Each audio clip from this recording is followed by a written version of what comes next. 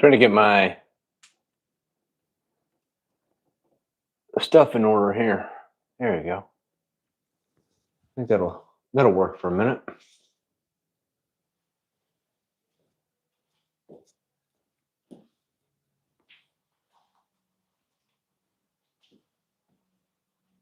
What time is it? 8 o'clock.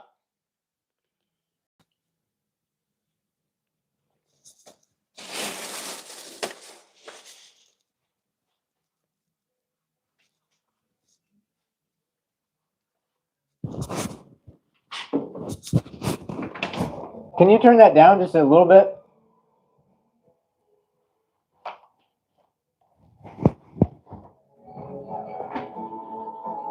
Hey, Bev. Can you turn that down a little bit? I can hear it way loud out here. I can't. I have my mic on.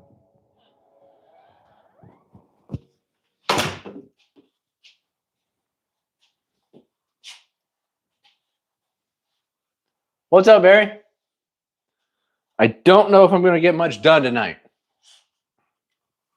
You see, I got a future project video here. I went to the hardwood lumber yard today. Got some plywood. There's an immediate upgrade I want to do to the workshop. But to even get the plywood over there, I'm going to have to move a bunch of crap. What I'd like to do is clean the shop. This is going to be a future project video. I'm going to go make it live over there. I'm going to get some of that wood my buddy gave me up off the floor. And if I have time tonight, maybe turn this plywood into a false faux top for this. This workbench is obviously just an old kitchen table. We were about to throw this away or set it on fire or sell it. And I started the workshop and I was like, no, I think I can use that. I think that was actually one of the first things I ever actually did. If I showed you the mechanics of it, you'd be like, that is garbage, but it works. So I think I want to put like a veneer top on it, maybe put some T-track in there. Basically, I'm just honking around in the shop tonight. So we still got the planter box. A buddy of mine came over. We got a really good idea for this barrel here. A couple weeks ago, he went to a distillery and he had a good time, and he basically bugged the staff until they sold him this barrel. But it's pretty big, so I'm going to try to put it in that corner by my router.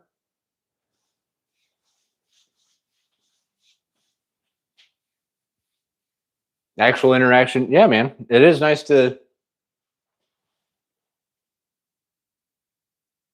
It's interesting not being out here by myself.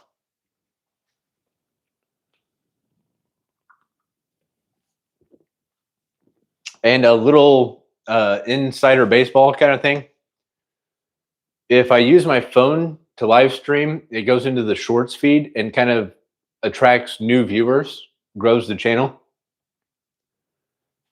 And if I use the computer and all the gimbals and all the other cameras and stuff, it doesn't do that. So tonight, I'm just honking around. It's just me goofing in the shop. So I'm just using my phone vertically.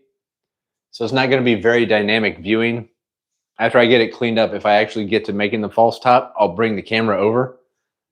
But right now, a lot of people are watching March Madness anyways, so. Actually, I'd be in there watching March Madness right now if my wife wasn't babysitting.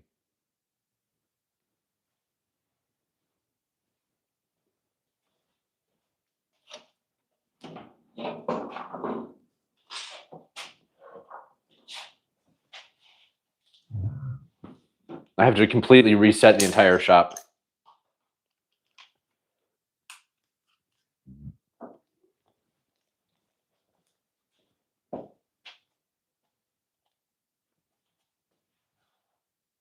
Are you guys hosting the tourney?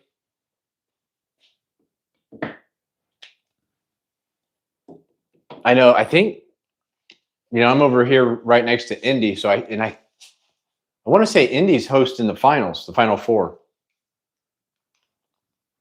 We got a pretty good convention center and setup. We're kind of designed, the whole city was kind of designed for conventions and hosting.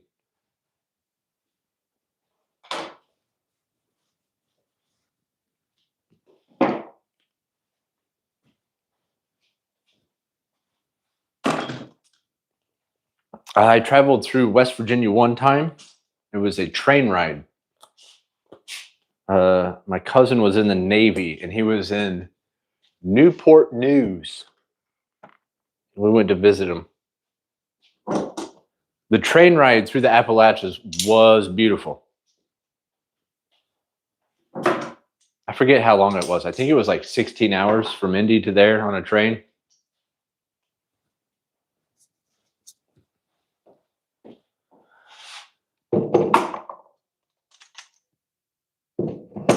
I don't know if you've rode on a train, but they have these viewing carts. So like most of it's glass and windows.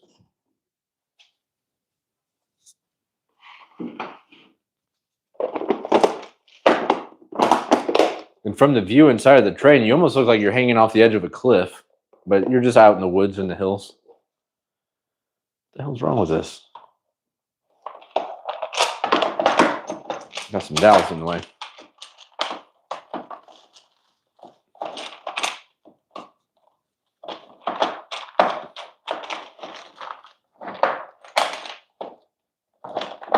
Oh, this might be a problem. There we go.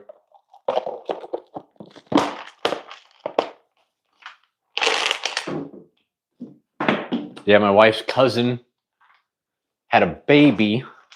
It's 4 months old. My wife is in there babysitting for him. The first time she got to babysit, so she's pretty excited. I hung out with him for a while after my buddy left.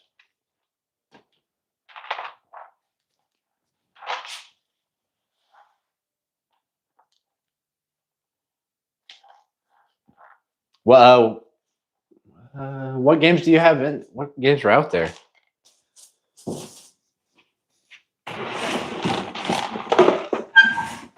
I'm usually a pretty big sports buff, but I've been so busy lately. I haven't really. If I'm not at work, I'm usually trying to be out here in the shop. I actually get most of my sports news from people on my route.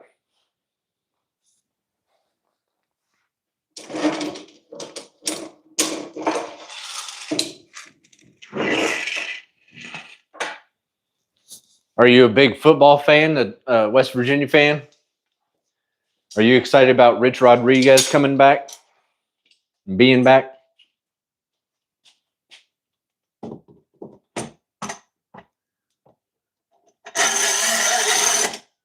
I know his first year back didn't go super well, but didn't he take you guys to the Final Four a few years back, and then he went to Michigan?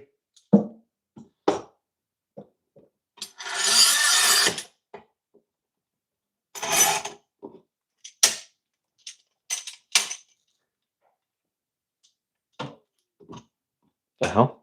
Oh, they're both Bessies. Duke over TCU.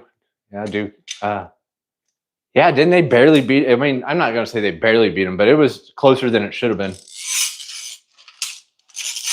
I think the NIL, it needs guardrails. The name, imaging, and license, it needs guardrails, but I think the NIL has kind of fixed college sports because I like sports. I love competition. In the age of blue bloods, Alabama, Roll Tide, Georgia, Duke, North Carolina basketball, it kind of gets old watching the same schools every year. And I think the NIL kind of equalized that. And just so happened, Curt Cignetti and the IU Hoosiers, actually Curt Cignetti, he recognized the game before most coaches did. Most coaches are still going out recruiting 5-star players from high school. And Curt Cignetti said, nope, I want some grown men who have played football before, and we're going to run this ball right down your throat. So, but even if I didn't live in Indiana and I wasn't a Hoosier fan, I would still have to recognize Kurt Cignetti's season as perhaps one of the greatest sports stories in the last 100 years. Like, even if that happened at another school, I'd be like, that guy figured it out before everybody else.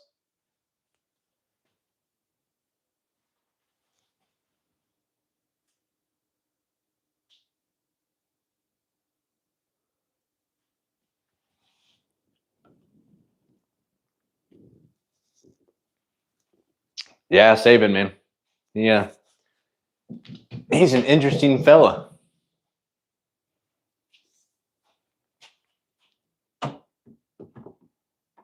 But he's kind of the old guard.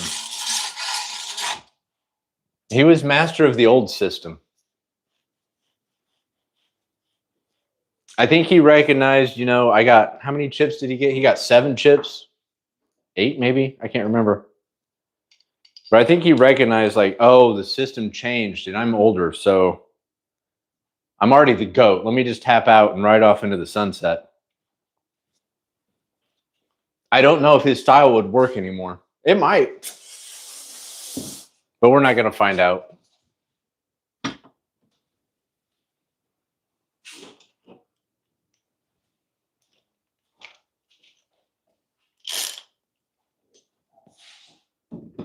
I remember when he took the Dolphins job. And, the NFL, that ESPN, I was like, ooh, here we go, the Dolphins.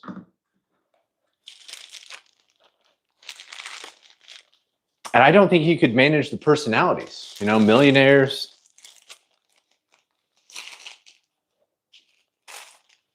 Yeah, maybe that is why he kind of just wrote off. I mean, he is older. What is he, 70? He needs to chill out with that hair dye, though.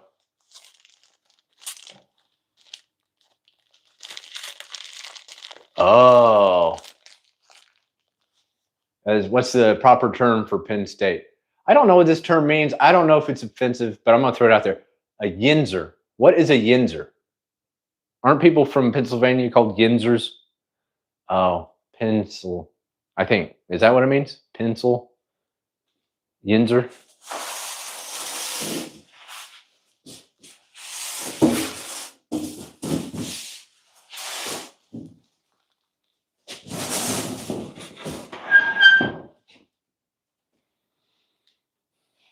My wife has family in New Jersey, and we went out there.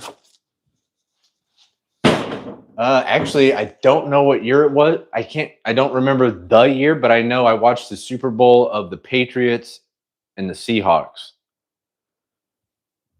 when Malcolm Butler intercepted their pass at the goal line to win.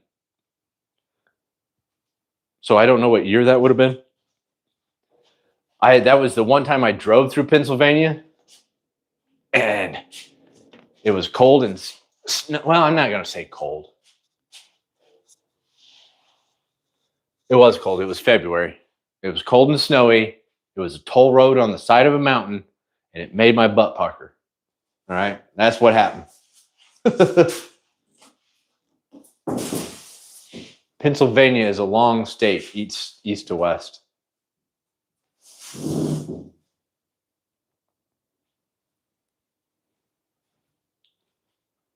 All right.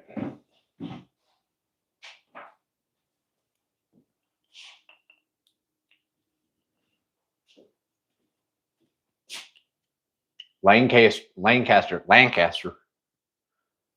Got a lot of, if I'm not incorrect, I believe there's a lot of Amish in Lancaster. And I also get a lot of my archery equipment from Lancaster. I'm thinking about, I'll run it by you because you show up regularly. I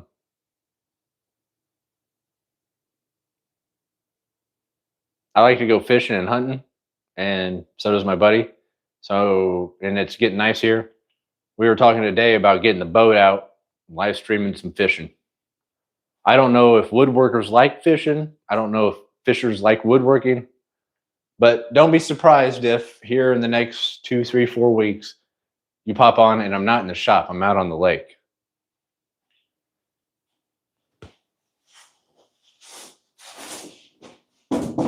I'm just hoping I don't drop my phone in the water.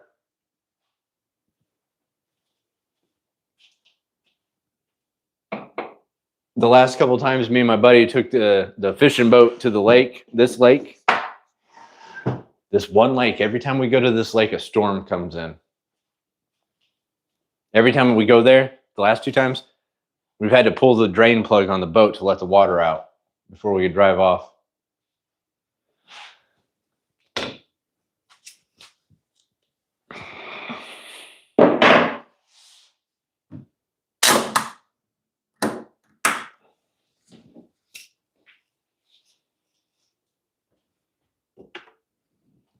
Hey, we might actually get something done tonight.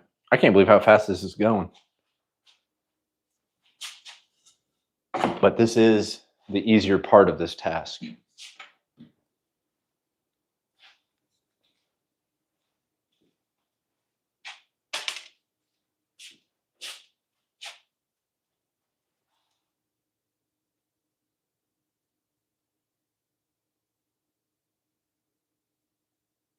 Oh, I missed it. You were explaining a yinzer. Hold on, I gotta scroll back to see what a yinzer is.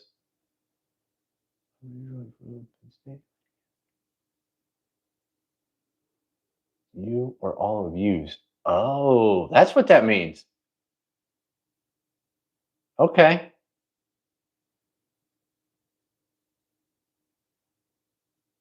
Lancaster. Okay.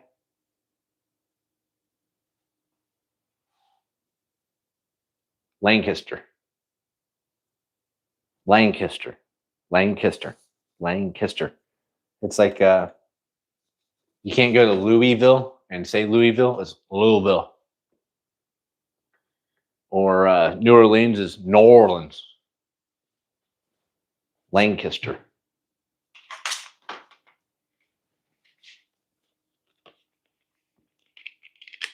We've got a little bit of an Amish population in Indiana. I see them every now and then.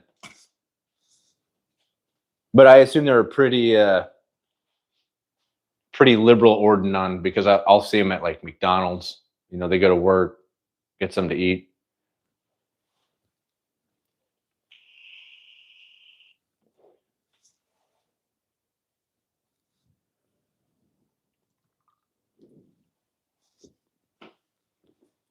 All right. We've actually made a lot of progress. Put the biscuit joiner up.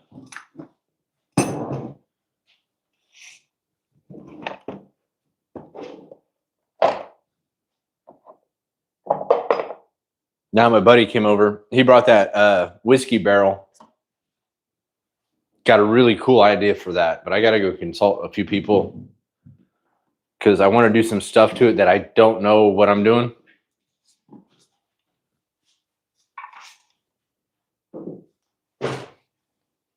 But me and him, we're fishing and hunting buddies.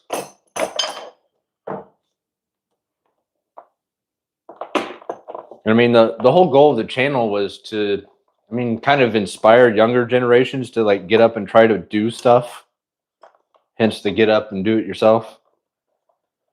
It's working a little bit. I mean, I do my content reaches younger demographics from time to time, but it's not as effective as I thought it would be. But my best friend, we love to hunt and fish, so I always kind of thought about dabbling in that with the channel. And I'm willing to bet most woodworkers are outdoorsmen to a degree. Actually, I think I just want to get the boat out and go fishing. We sat out on the porch today. Had a few drinks. He got a cigar. We smoked our cigars. Caught up. He just got married, 4, 5, 6 months ago. So you know how it is. Once you get married, there's that phase where you just kind of disappear for a while. Then after so long, you're like, I got to go see my friends.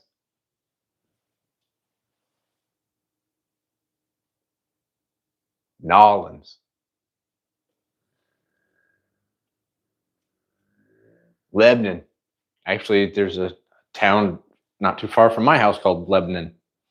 Lebanon. Lebanon. I think we actually pronounce it Lebanon. Lebanon. But Lebanon.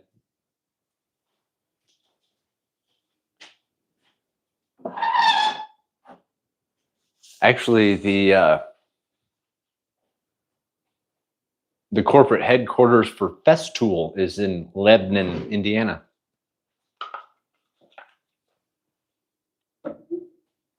German company, headquartered in America. It's pretty rare.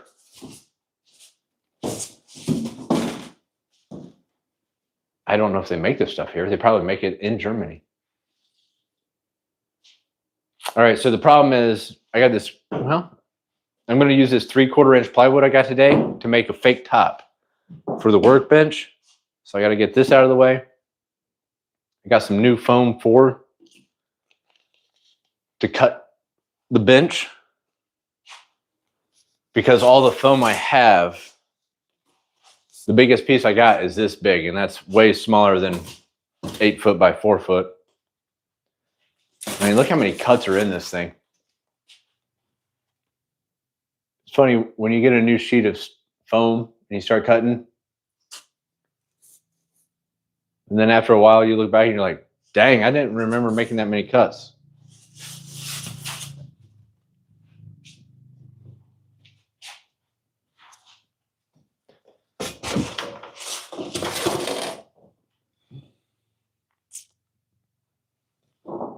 I was originally going to move these slabs back here. I've got those slabs my buddy gave me. I showed you guys yesterday. I was going to move the plywood up under the TV. But if the next thing I'm going to honky around with is upgrading the top of this bench, it's going to look better for videos instead of this stupid bench. And I've got the black paint down there, so I could paint it tonight too. What I think I ought to do is move the planter box, which I may or may not work on tomorrow. The goal would be to work on it. But if I've already got this plywood out, I might put the foam down and start chopping up the top.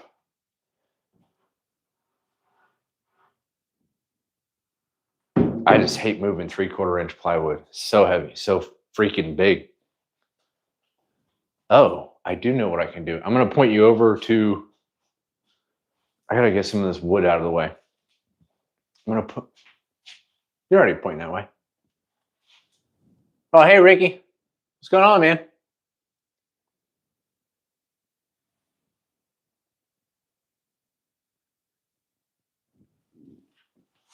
Thanks for stopping by. Welcome to the shop, man.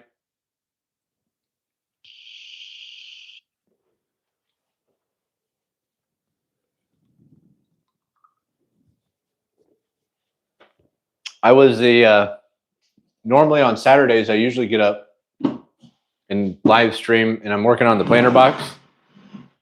See, I got the fake door. Mary saw this yesterday. I don't know if I can get it back in there without screwing this up, but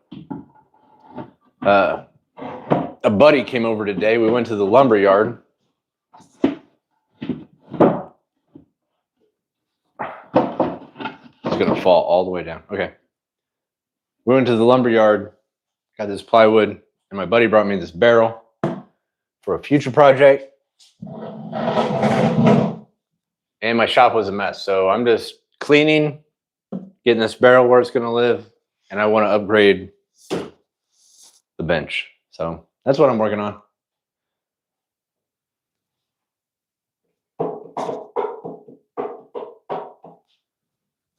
But I got to get this crap out of the way before I can even move this giant barrel.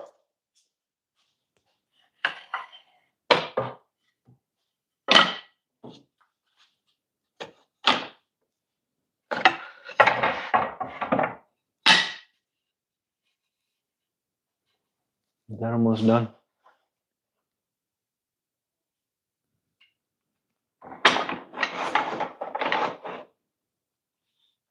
It's funny. This was for a short video. It's a little muffin, little cupcake silicone tray. I filled it up with wood glue to the brim like a month ago, and it's still drying. I thought I was going to make a video about peeling it out, and it's been over a month. So I just got to kind of not smash it, let it keep drying.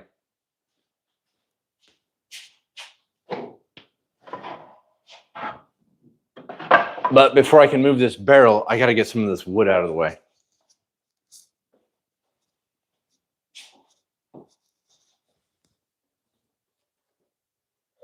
Holy cow.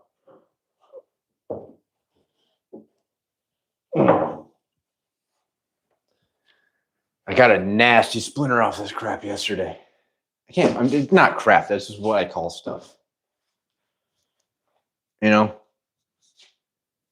If I got to clean out a room, I'm like, oh, I got to get that crap out of the room.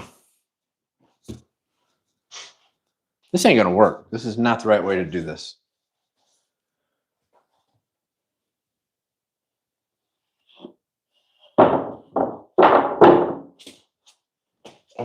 I got a bad cut splinter on my hand yesterday from this. So I'm going to be extra ginger with it. Ugh. Woo. Watch the TV. Oh. Okay, we made it. My buddy gave me this wood. He's got a ton of wood. He's piling it up. Good guy. Love him. Yeah. But he's got a mountain of wood out in his shop.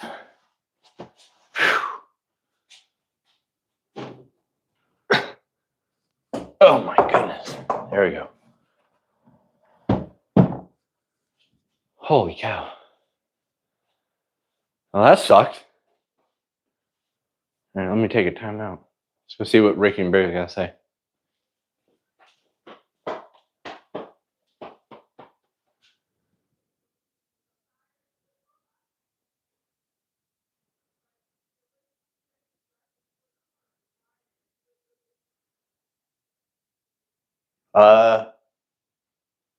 I would like to kind of hint at the project, but I'm not. I can't. It's an amazing idea. I don't know. I don't know if it's been done. It probably has, but it's going to be and I don't want to live stream it because you guys have seen my live streams. If I'm live streaming something, I feel compelled to keep moving as opposed to think. And I make a lot of mistakes, which isn't really normal for me.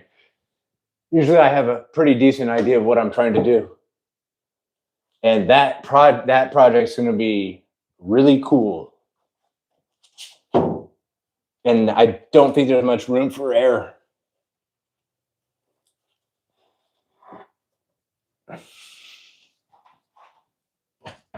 Man, I'd really like to not get cut by this thing again.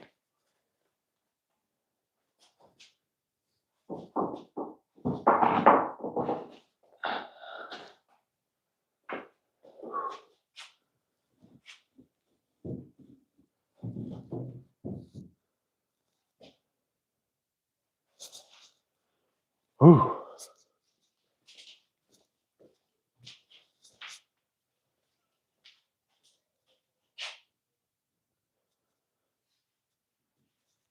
All right. Where's the center of this bad boy? These two boards are white oak. And they're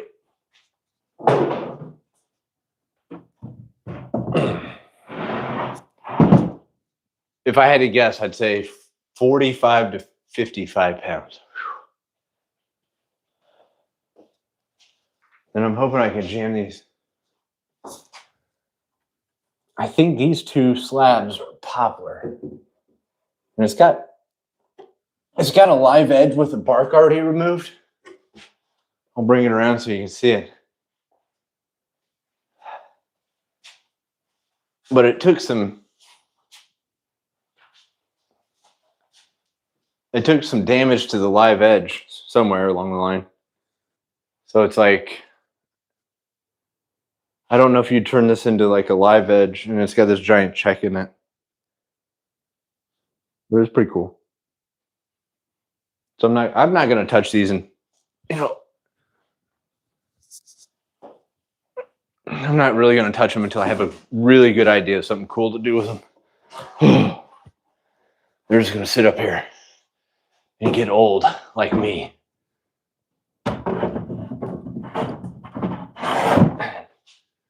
I might be able to jam the other one in there. And then he gave me this. It's got to be a 12-foot board. How long is this damn thing? I'm going to measure it. It's full of checks and cracks. But it would be good for small wood pieces.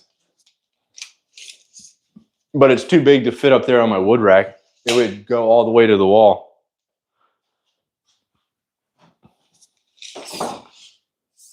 Covered in bird crap. My dog won't come out. My dog won't stop coming out here and sniffing this wood. It's 155 inches. What is that? It's long. It's 12 feet 11 inches. So what? Almost 13 feet.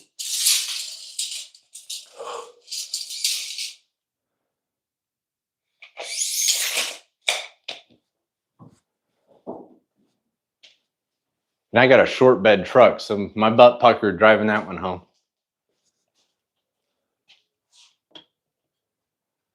All right, let's see if I can get that last slab up there. I'm probably just going to have to walk on the 12-footer for a long time. Hopefully not tripping videos.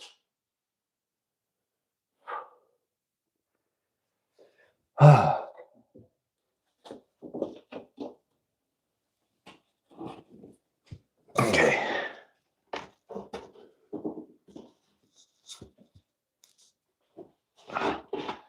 These two slabs, I would hold them up to you so you could see it, but there's a little bit of spalting to them. You know that like old watery wood that like kind of turns black in lines? Kind of looks cool.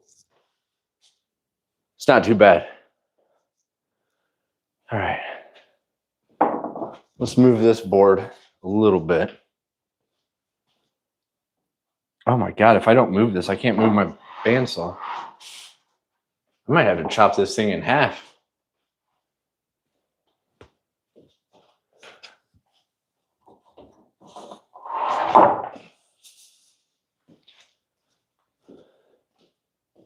Ooh, I got an idea.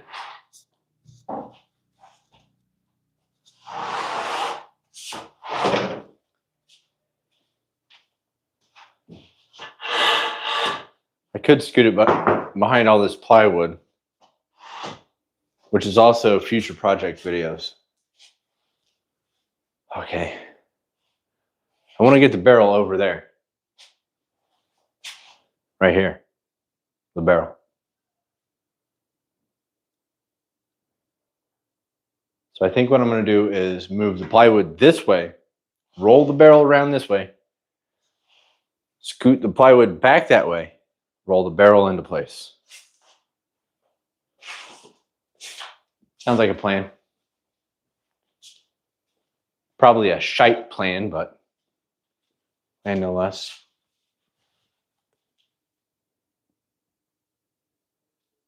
How's everyone tonight? Who we got? Well, hi, Building Battlegrounds. What's going on, man? Welcome to the shop. Thanks for swinging by.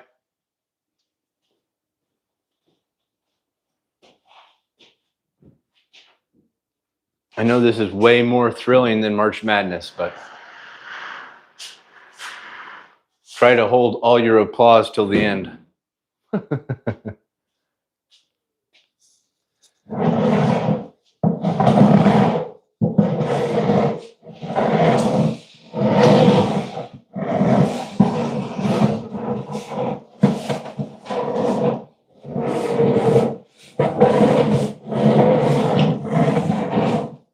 I actually kind of underestimated how heavy barrels are. Dude, and it's weird. I think that's an oak barrel. But if you zoomed in on this, the brewery put like random screws here and there. There's just random screws and screw holes sticking out of this thing. It's kind of crazy. But this one had been decommissioned, so they've been using it for all sorts of crap. Putting signs on it, putting drinks on it.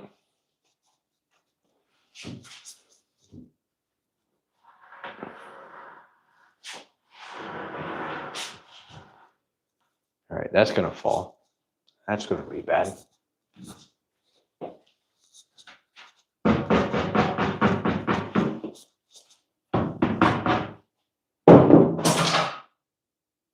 the hell was that?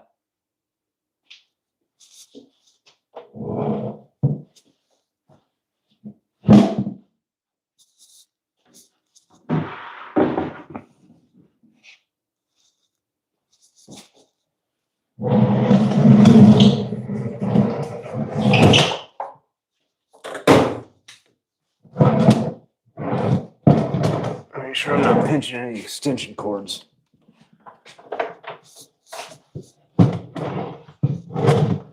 That'd be a bummer, dude. Pinch an extension cord and set the barrel on fire. That thing would be. Oh. That'd be hard to explain to insurance.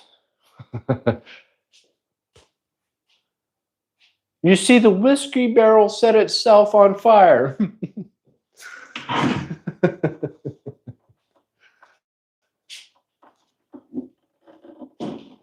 All right.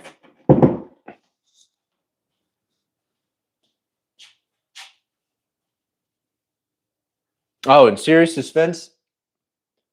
Oh no, dude, there's not much to see here tonight. I'm just gonna try upgrading the workbench a little bit.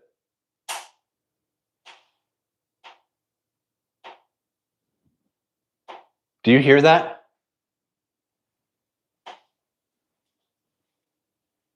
This might be about to fall.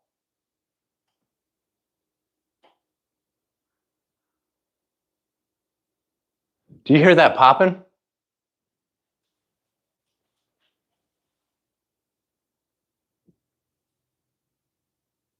Whoa, I think that might.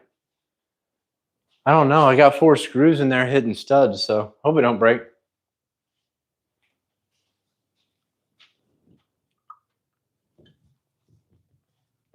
But I'm not getting much done tonight. I was working on the planter box and then got extremely sidetracked with an idea. If you have a minute, go back and check yesterday's live stream because I was experimenting with multiple cameras. And I thought it looked pretty cool. But there's like technical stuff behind the scenes with YouTube where if you use multiple cameras, it kind of doesn't go into the shorts feed and people don't see it, like new people. And I've been wanting to do this for a while. So I thought, let's use the phone. We'll go back old school. And then tomorrow we'll get all the cameras out and work on the planter box. The really in-depth stuff, I'll use multiple cameras. But for crap like this, where I'm just putting a veneer on top of here, I'm just tired of videos where you see my old kitchen table. This is what I used to eat off of. I think we got it off Facebook. So it was in bad condition when I got it. And it was in terrible condition when we started to throw it out. Went and got this new film. Oh, let's not do this yet. Let's write down the size of this tabletop. What size do you guys think that tabletop is?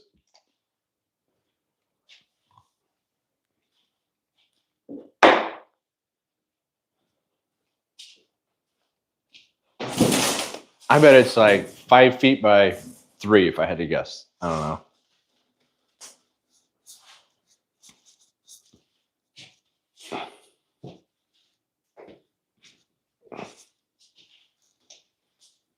get all the crap out of here.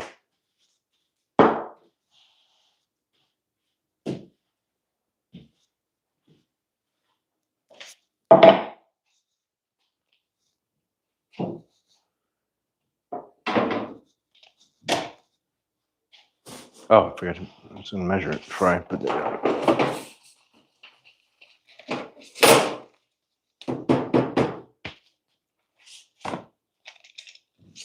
It is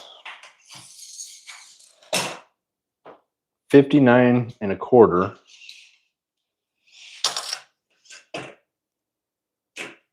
by 36. 59 by 36. A hair over 36. Left my pencil over there. I don't want to lose a whole lot of room because this is a small shop. So let's call it 60 by 37. All right. Double check.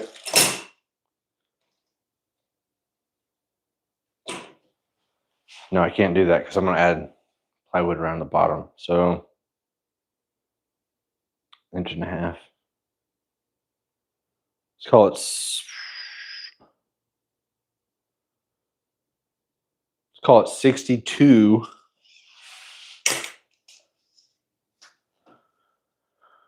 by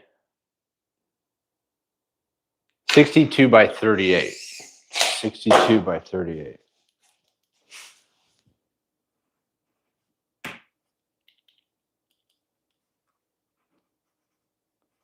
Like this old kitchen table works fine, but it's ugly as sin.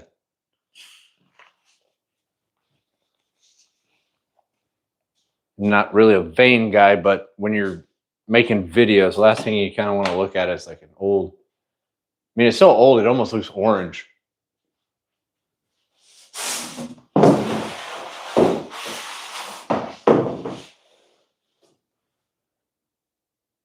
All right, normally I go and get help to get this 3/4 inch plywood up here. Hey, can one of you guys come over here and help me?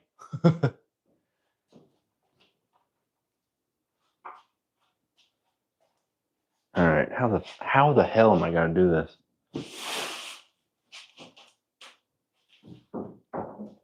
First, I'm gonna move my table saw so I don't drop a 95-pound sheet of plywood on it.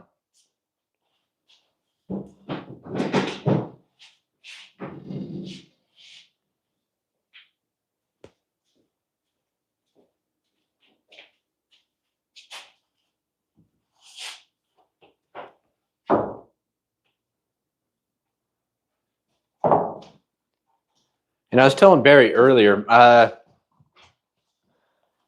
one of the cool things about adding this to the top, and then I'm going to add little kind of cutoffs to the edges, is I'll finally be able to put like T-track on here.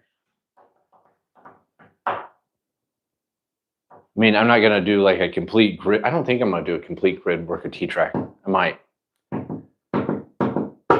But yeah. All right, first I got to get my hand under this bastard. Okay, where's the middle? Let me smash my toes until I find the middle. Go to the ER. Sir, why do you have a broken toe with a bunch of splinters in it? Because I'm a dumbass. That's why. What's with all the questions?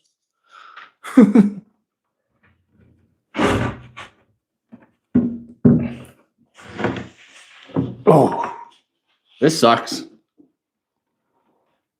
I'm just going to drop it.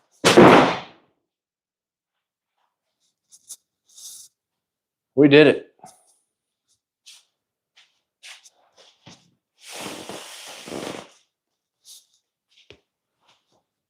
Okay.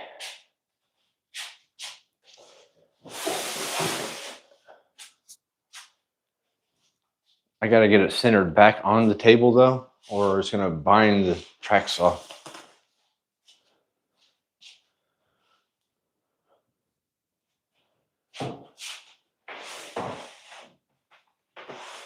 Dude, I'm super pumped about that barrel.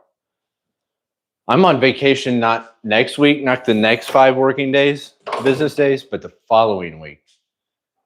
So I might be on here every day just honking around in the shop.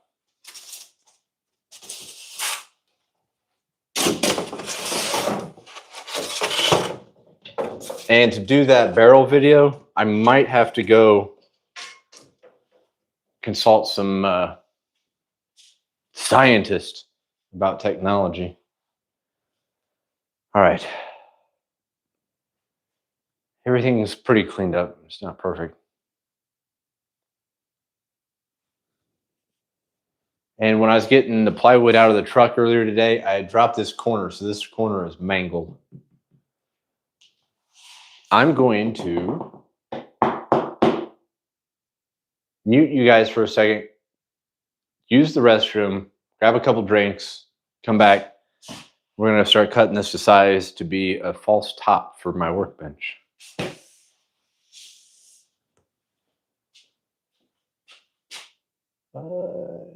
Keeping you in suspense. Happens to be the best of us men. 4x6. 4x6 is pretty close.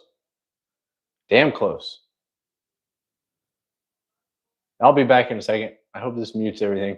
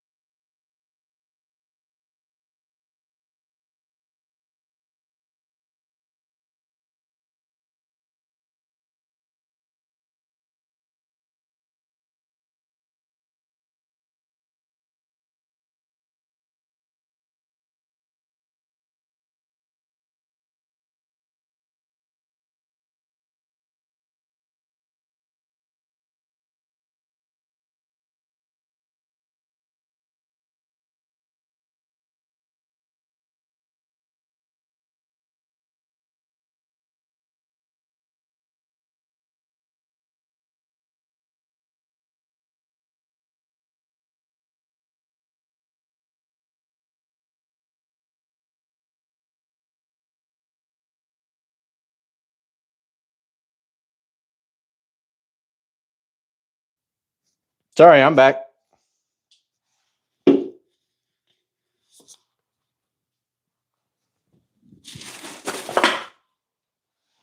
Yeah, I'm going to chop that to size and cut some runners to go, I don't know, kind of like an apron to go around the edges of it, or a skirt, like 2, 3, 4 inches deep, long, wide. I'm just going to use glue and pocket screws to attach this thing.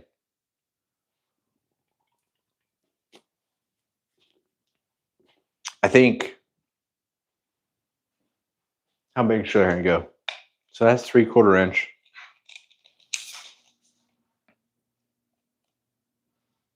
If I have enough material, I think 5 inches would look good. Just something to kind of cover up this kitchen table. Basically, I'm at a point where I need an actual woodworking bench, but I'm too cheap to buy the wood for one, or make one, or go buy one. So we're going to make my old kitchen table look like one.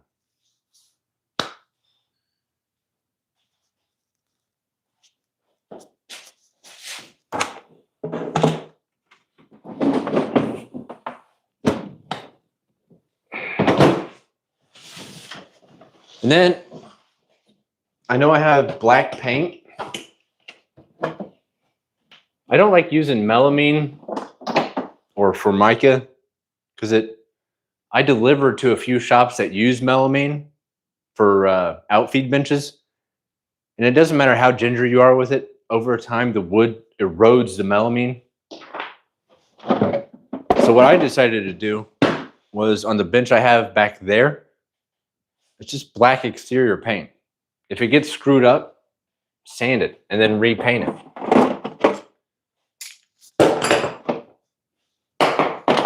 And if you drill a hole in it, just fill it up with drywall mud and then sand it and paint it.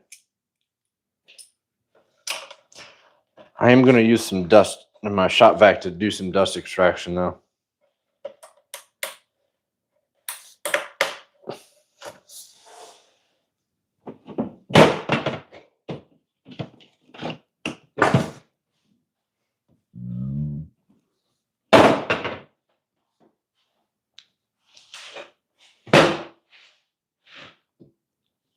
What did we say, 38 by 62?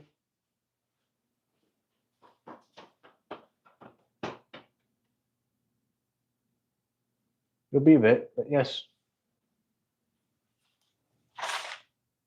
62 by 38. I need this over here before I screw that up.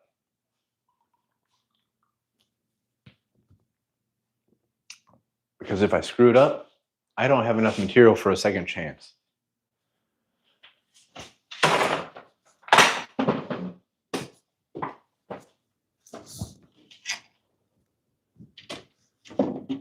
Grab my track.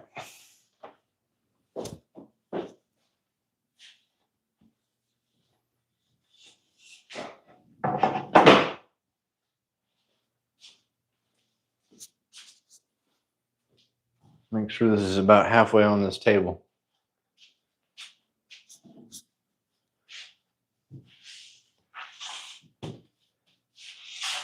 I assume you guys, I mean, you guys were woodworkers, and it's like, Ricky, you were talking about leveling floors the other day. But have you ever been cutting through a big panel of wood and you didn't have it centered or up on like, what are those called? Horse legs, solid legs? You know, those tables that hold stuff up. If you don't have it positioned properly, as soon as you complete the cut, the whole thing flips open and scares the bejesus out of everybody. You wake up the baby, your wife's babysitting.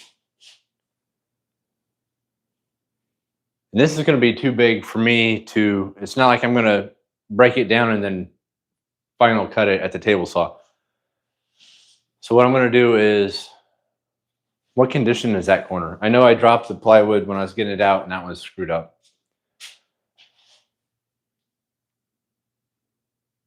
Yeah, I'm actually going to, I might do edge banding. You guys think it'd be worth edge banding? I might do it. Yeah, I think I'm going to. I'm going to flip this and just clean cut one edge over here. That way I have a good clean edge, and I'll add edge bending to it, and then I'll measure again, cut it to 62, and then width-wise,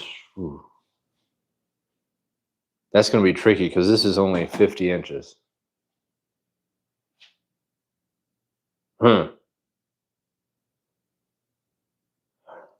My track is not long enough to do this,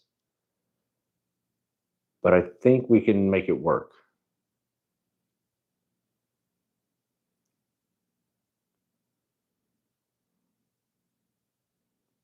We'll cut it to length, and then we'll figure out width, but it's going to take, I'm going to have to do the track saw twice.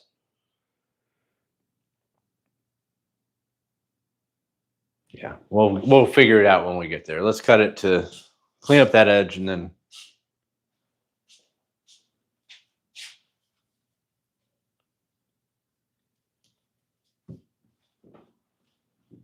all right, let me get the shop back out.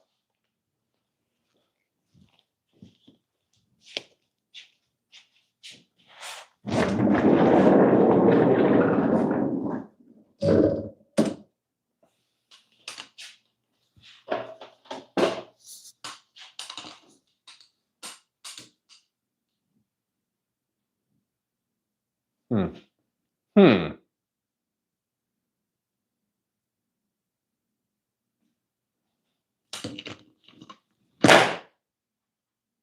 All right, so this is what I'm gonna do. I'm gonna go get a square. Make sure it's square, clamp it down. Get the longest square I got.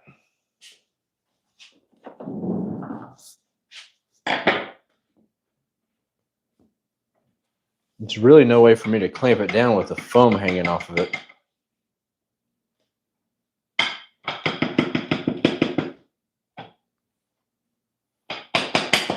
I need to get one of those track saw right angle clamps. I'm still going to use the clamps. I'm going to clamp it to the foam.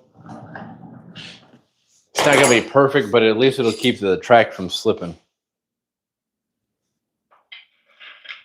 No, it's not going to keep it from slipping, but it should encourage it to keep from slipping.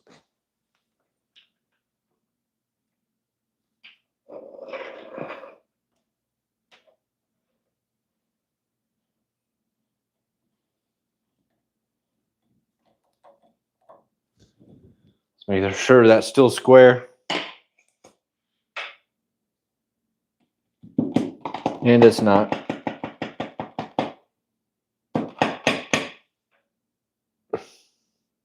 There we go. So we'll clamp the other side.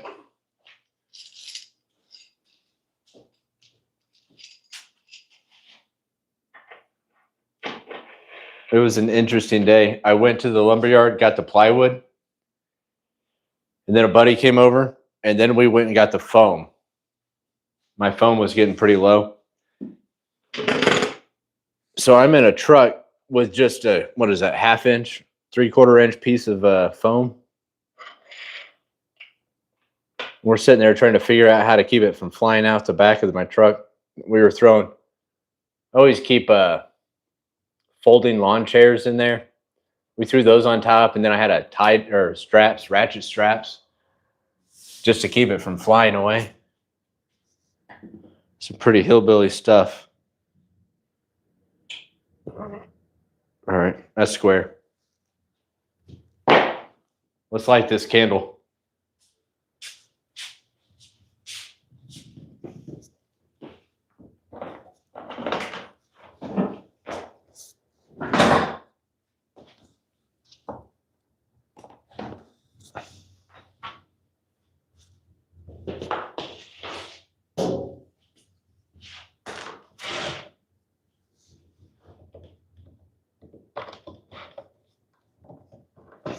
What's this set to? I think this is 3/4 inch plywood.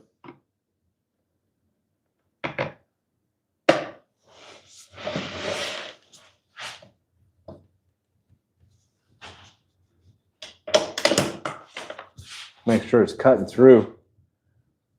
That should work.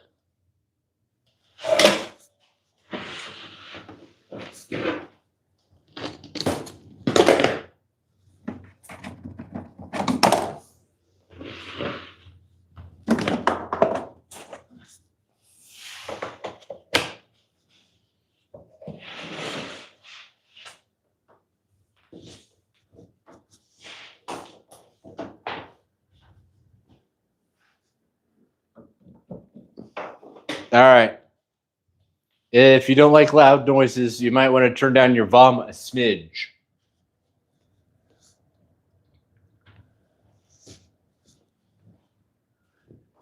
Three, two, one.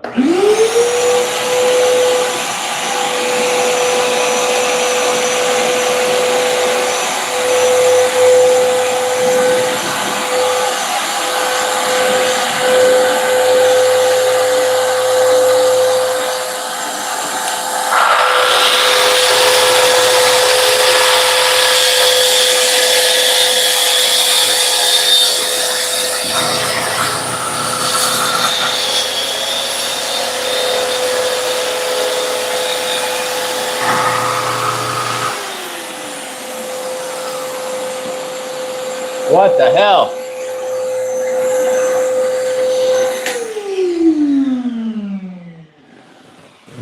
I even double checked the depth. It must be curled, the board.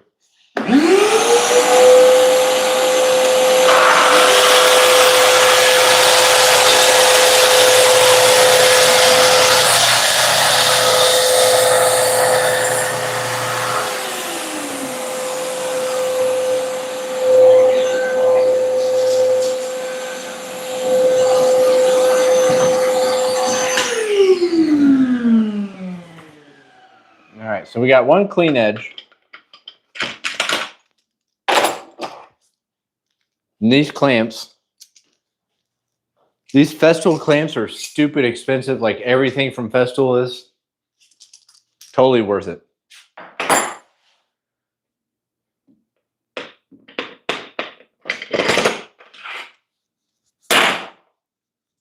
What I need is a second track.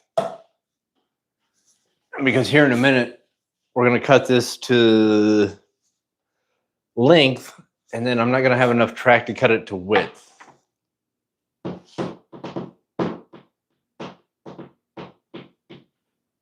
What side is cleaner? That side's pretty clean. That side's pretty clean. So if I add edge banding, it doesn't really matter. It doesn't matter which side. But the ends, that end was pretty rough.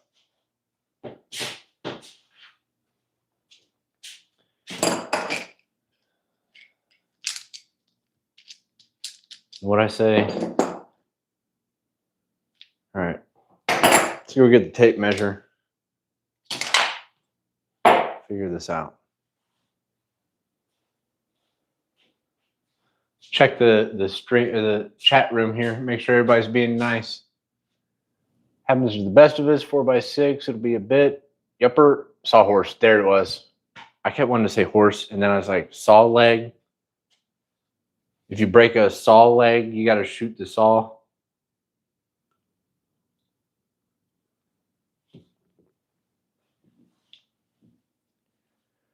All right.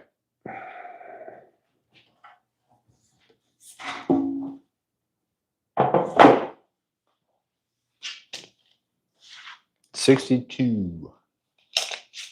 Let's do this straight edge.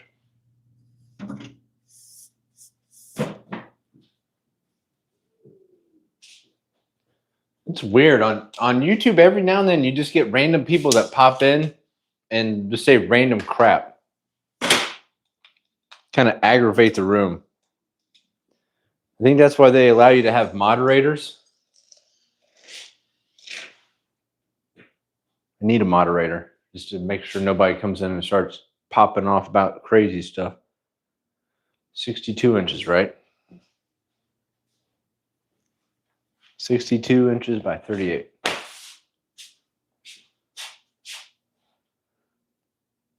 So there's 62.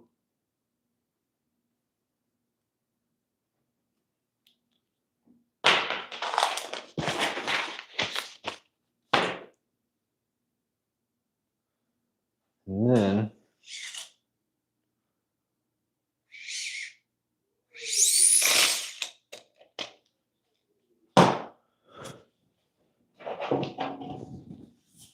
I think what's going to work is take this. Man, that's exactly 4 feet. And then we'll hold a square up to it.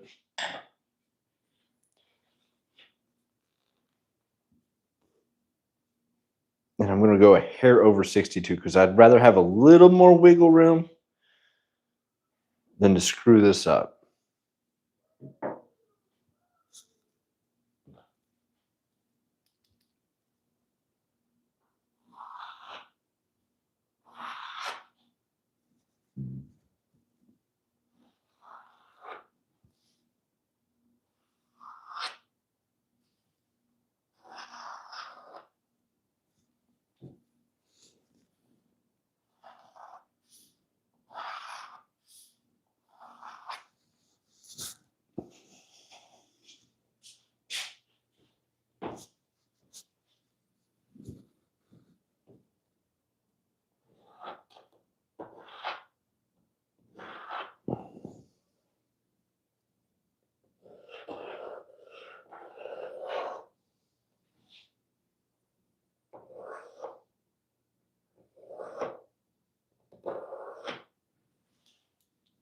All right.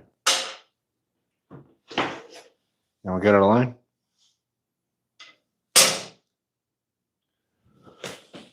I know it was square based on that edge. Let's see what we got over here. I'm just going to eyeball this a little bit.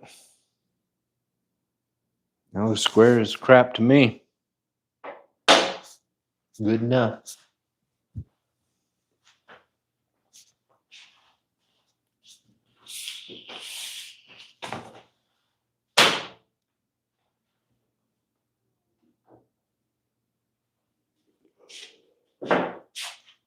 All right, let's move it down a little bit this way.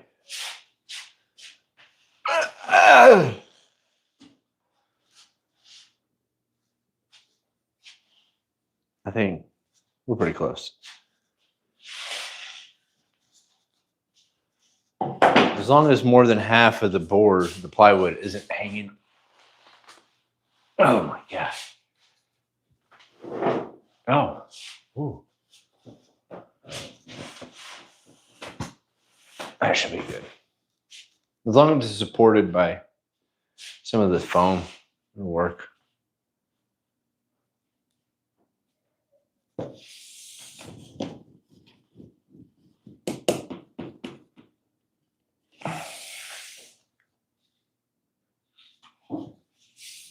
That actually looks pretty good. Let's see if it's square. What do you got? Square.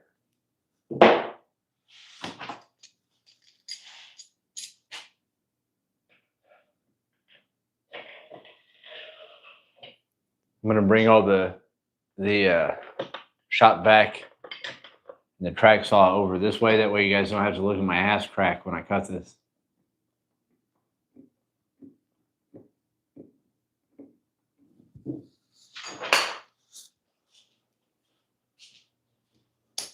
T-shirts shrink when they're washed and dried a bunch of times.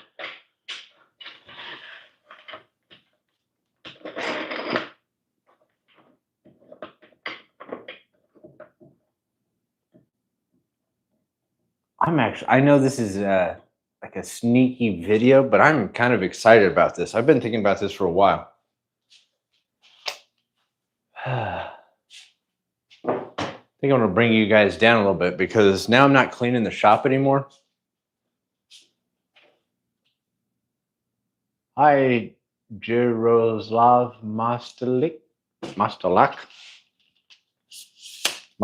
Macarena. Hey, patata, say here, Kosopana. Hey, Macarena. Bring you guys a little closer. That way you can enjoy my receding hairline.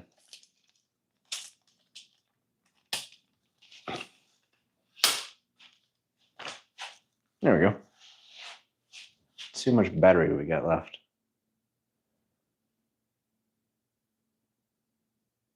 Yeah, we got plenty of battery left. Plenty of time for shenanigans.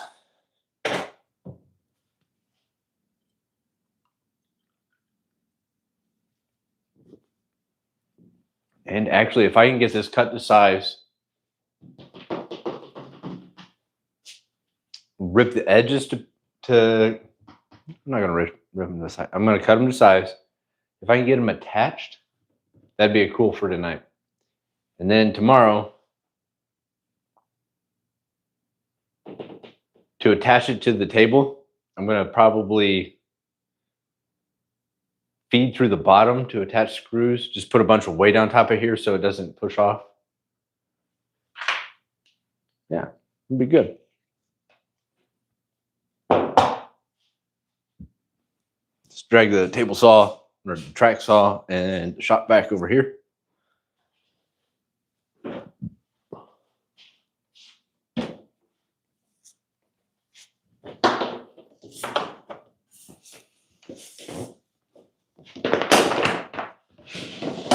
Oh, if you buy the Festool track saw, I'll come around and show you.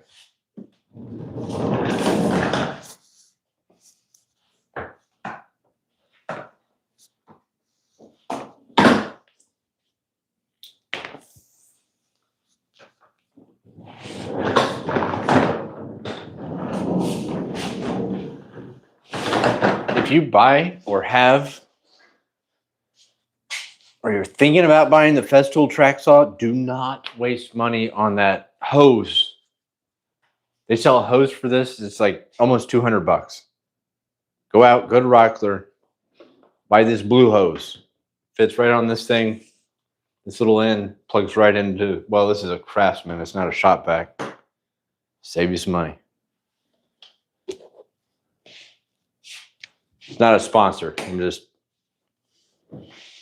sharing wisdom. And I'm cheap.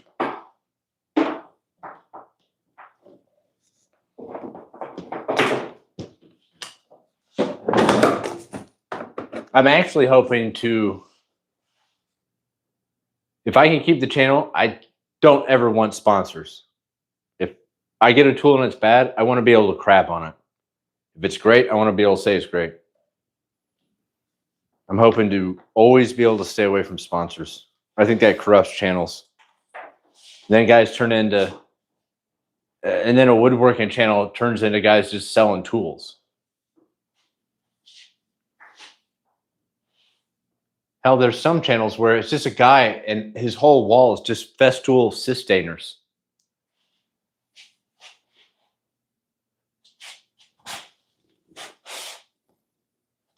One there, one there. All right. Turn down your audio.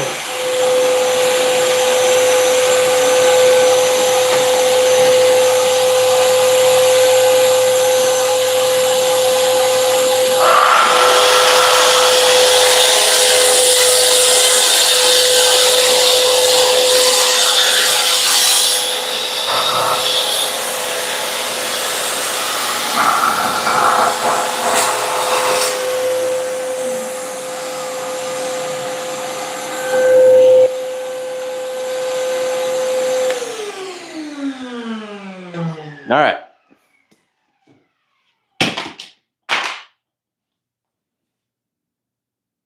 Step one, done. All right, let's get this off cut out of the way.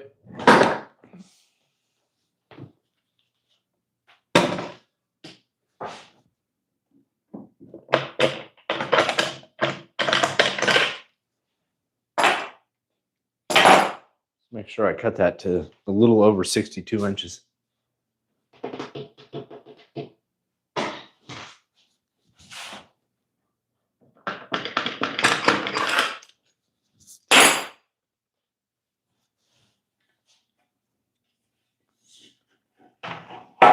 Crack out of the way.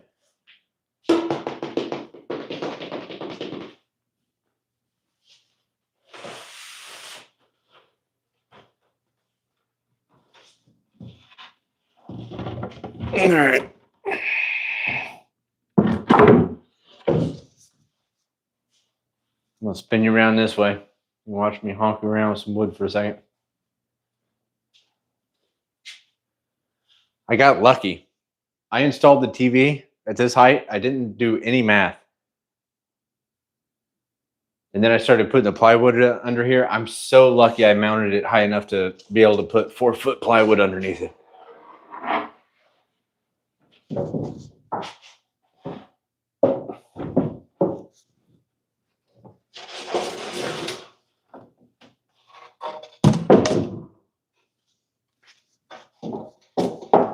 There we go. All right, let's line this up and then we'll cut this to width.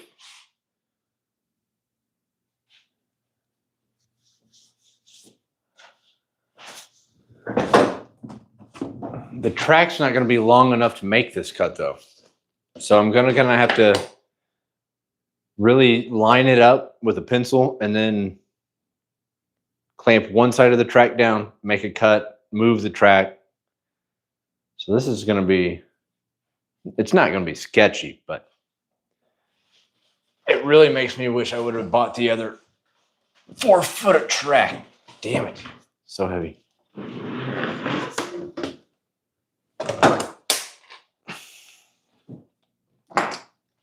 The track's not cheap though. Nothing from Festool's cheap. Let's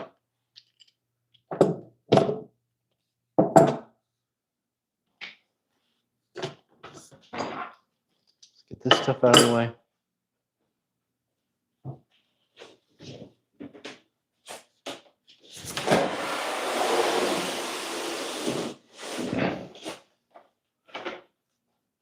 And I think I need to turn it this way so I can clamp the track down, because I'm only going to have one clamp on there.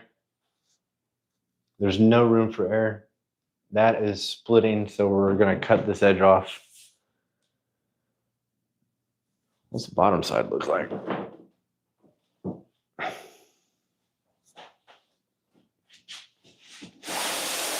The bottom side looks too heavy to look at, so.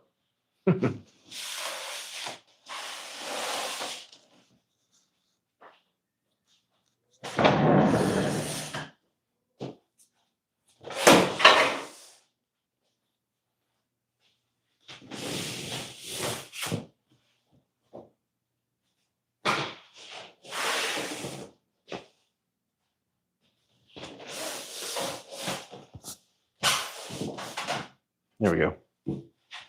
What do we say? By 38, so let's make sure that it's a hair over 38. Ba-dong. Where's that scratch at? We're cutting this end off. There's a big, it's not even, it's almost like that second layer of plywood is delaminating, so we're getting rid of that side.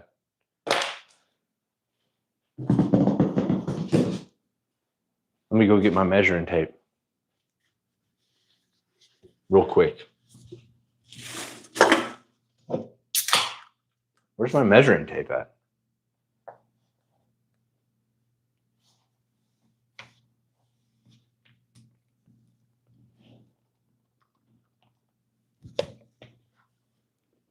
Oh, there it is.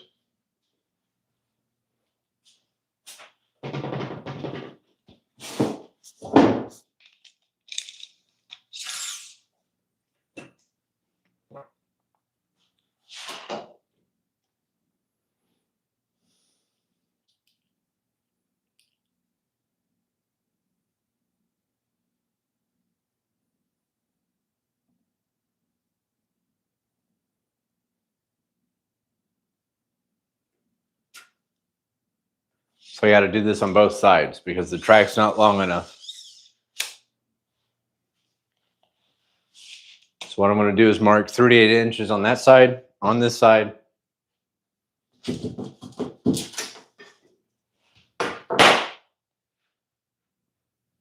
Line the straight edge up with a square from that end. Do it again over here and hope and pray they line up. Sounds good.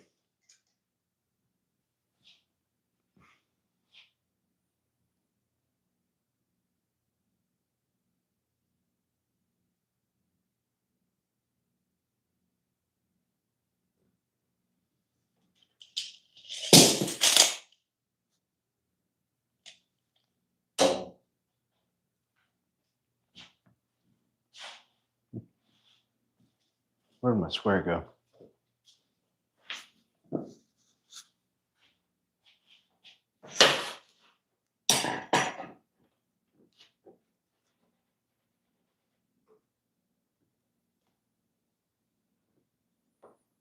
right, so that's as square as I can get it right now.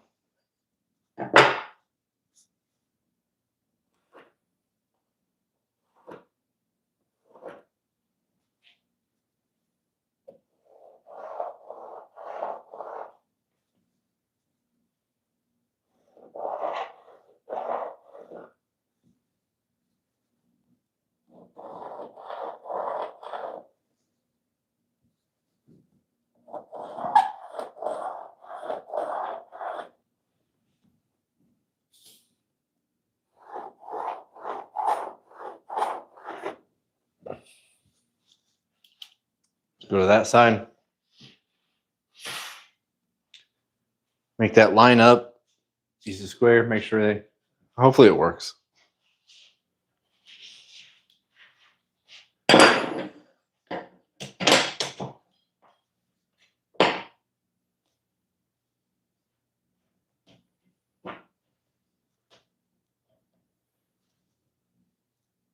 What the hell? That's off by a mile.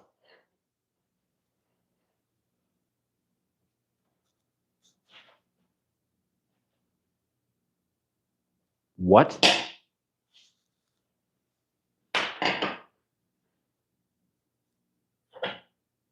I mean, is there any chance a straight edge would bend, like curve?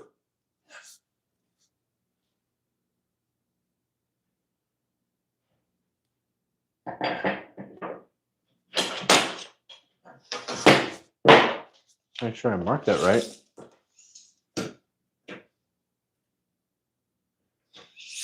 Yeah. Okay.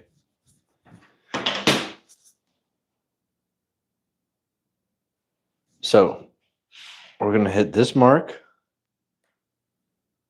Look how far off that is. It's so far off.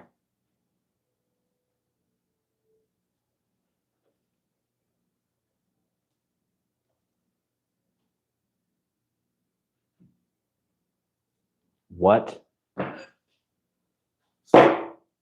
What happened?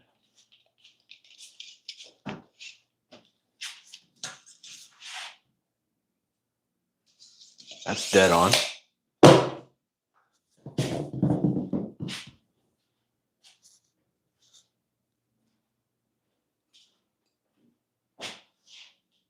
That thing wobbled by 1/2 inch.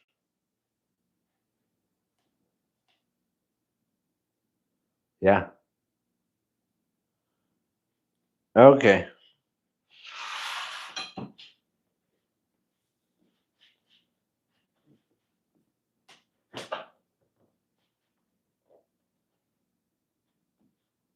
Look how far off that wobbled, and I just wasn't paying attention.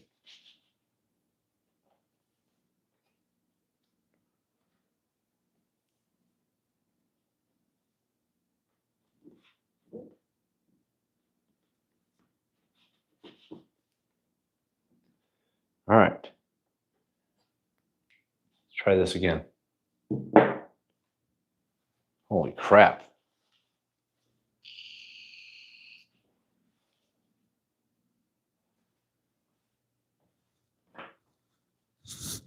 Who's playing basketball right now? I would put it on this TV back here, but I can't live stream and watch basketball. And I'd rather sacrifice and give to you guys a view of me cutting this wood.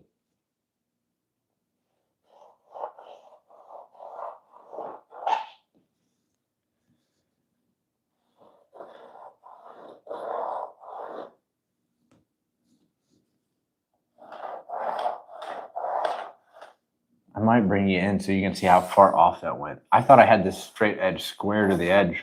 I guess it slipped. Here, dead on. Down there, 1/2 inch.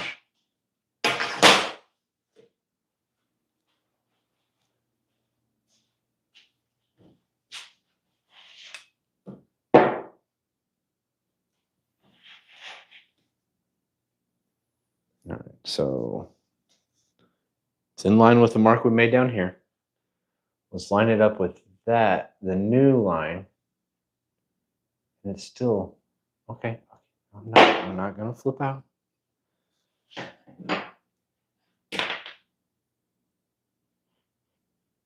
You know what this tells me? I need a sliding table saw.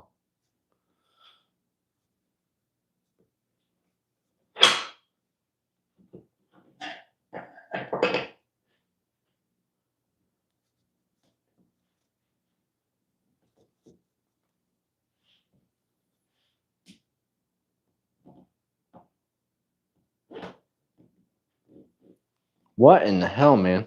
It's off by a mile. That's pretty close. That's pretty close right there. Pretty close. We're just going to make that line work.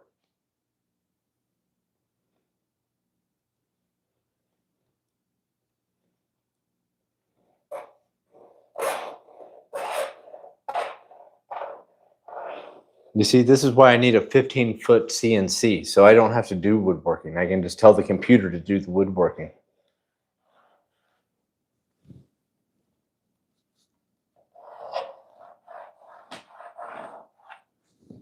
I wouldn't do that. I am thinking about getting a CNC just for like engraving.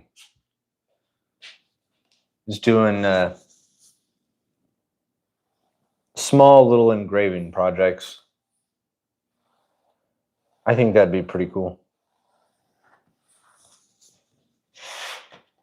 There we go. Let's cut it. Be done with it.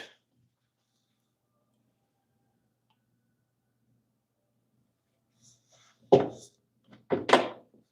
right. I want to go this way. That way you guys can see my face as I struggle. All right. Let's prime the track.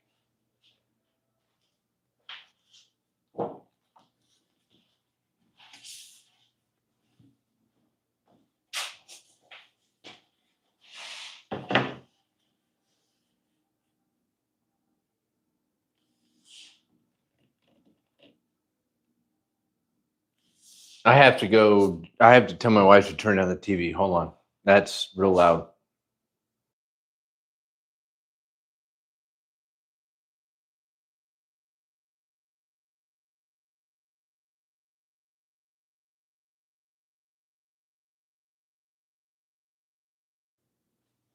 Sorry about that. If the camera picks up audio from a TV show or a movie, it's not good.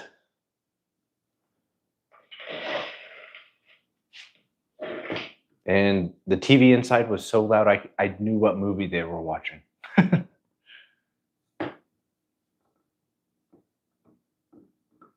I'm not mad or nothing. I'm just saying, man. Okay. Let's use that square, make sure it looks square. It's on the line. But I've also drawn 4 lines, so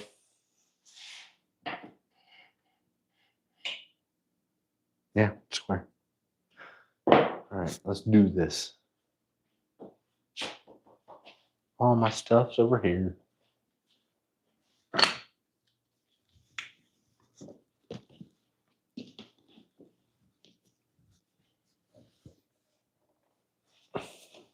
Now there's only one clamp on the track, so it's not like I can be real violent with the saw. So I'm gonna have to go slow and just kind of real gingerly with this, because the further I go that way, it's gonna throw off the cut.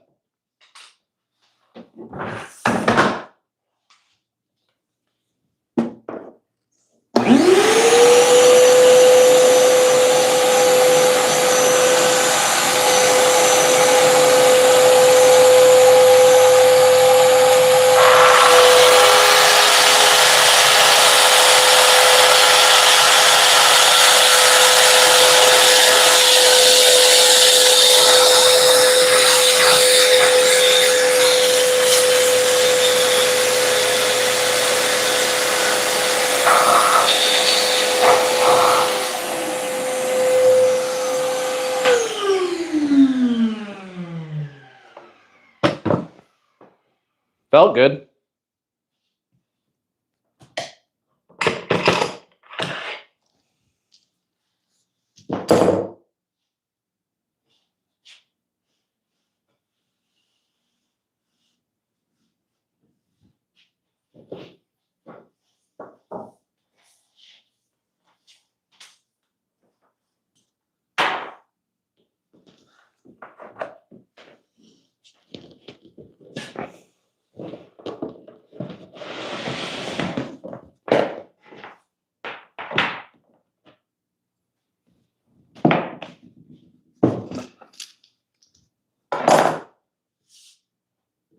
If I cut this piece, if I make this cut and then put it on the tabletop and it's smaller than what I thought, I'm gonna be so mad. I'm gonna have to mute.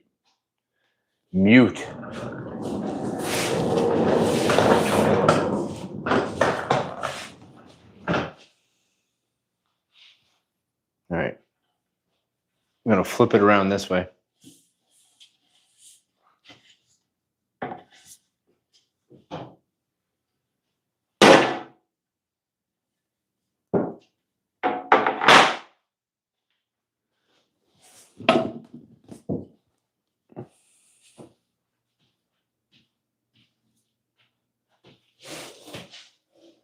this out of the way.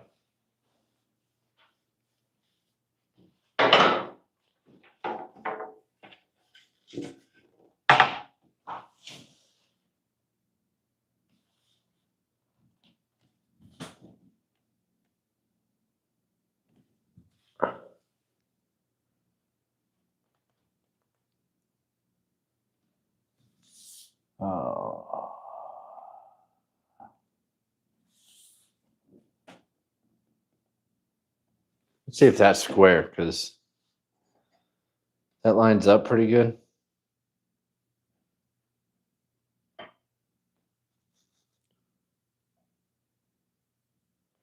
I'm about to give up on woodworking, man. What the hell?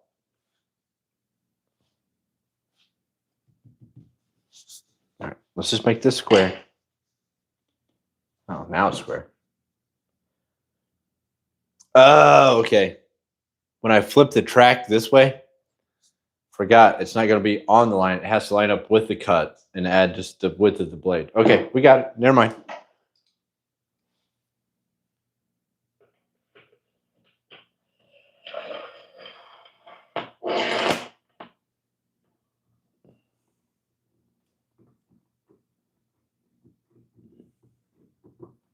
All right. So then this piece, this offcut, should be cut perfectly to the same size as the top.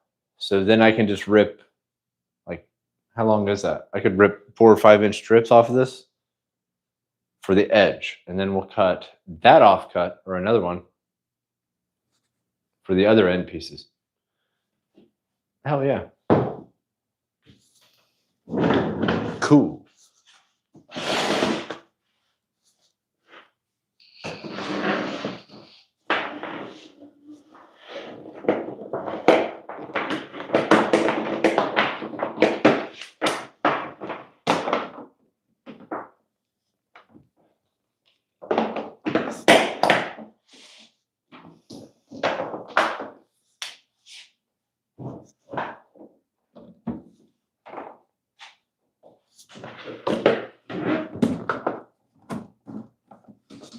All right, that's plugged in. That's plugged in. Let's do it.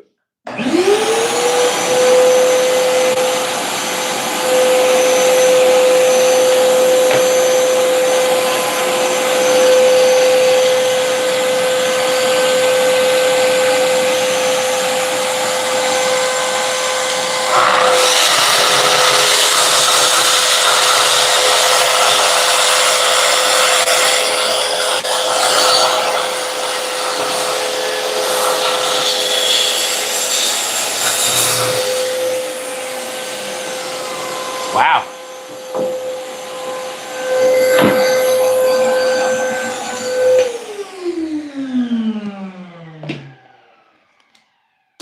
That actually turned out a lot better than I thought it would. Let's get all this stuff out of the way, make sure this panel is bigger than our tabletop. Let's see what we got.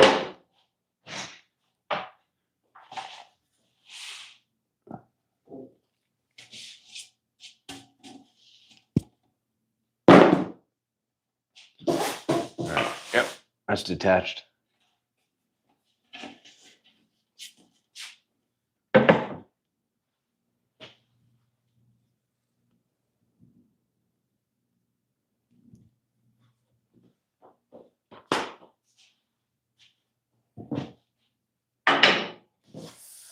All right, so we're gonna need this in a second. How big is this offcut?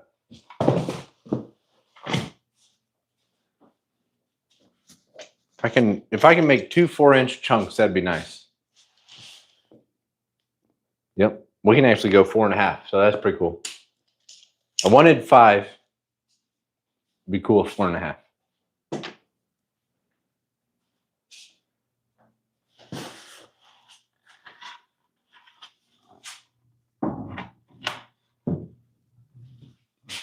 Let's get all this crap out of the way.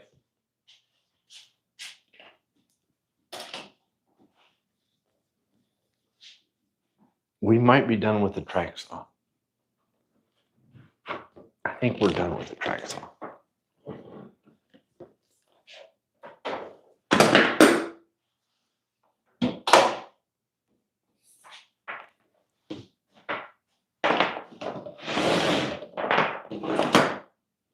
I think we are. Let's go ahead and pack it up because I don't think we're going to need it again. Yeah, we can rip that at the table saw.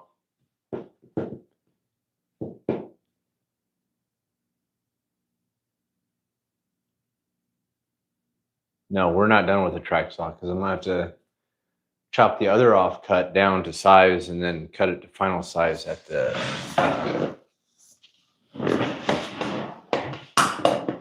miter saw. So that's to be continued. Let's get this out of the way for now.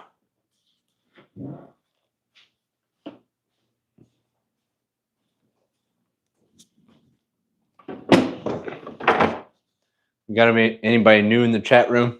Everybody asleep?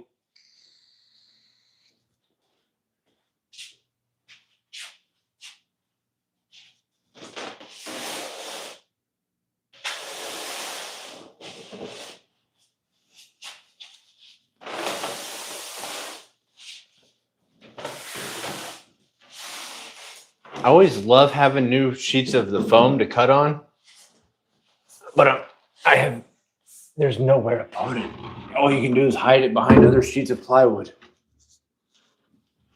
All right, let's move this out of the way.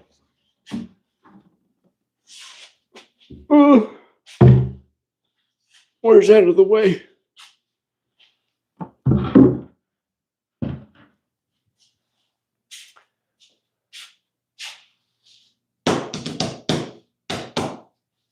I'm just gonna stack it over there by the freezer.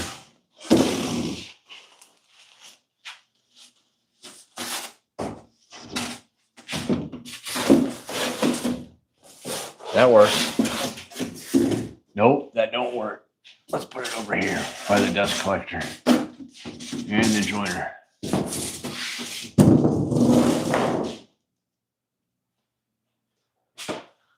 All right, so we're making a false veneer top for this table.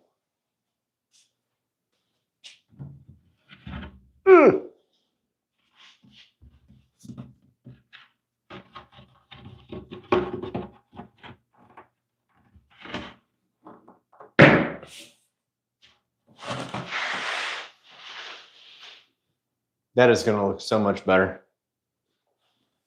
We got plenty of room to add plywood skirting around the edge. I'm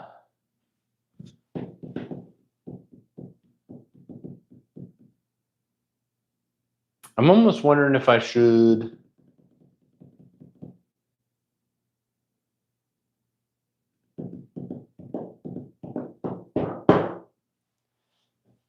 because I'm just going to add skirts around the bottom of this. And before I do that, I think I ought to go get the iron and just do the iron on edge banding, flush cut it, and then call it a day. What time is it? 9:37. I mean, I might not call it a day, but I think that's the logical next step.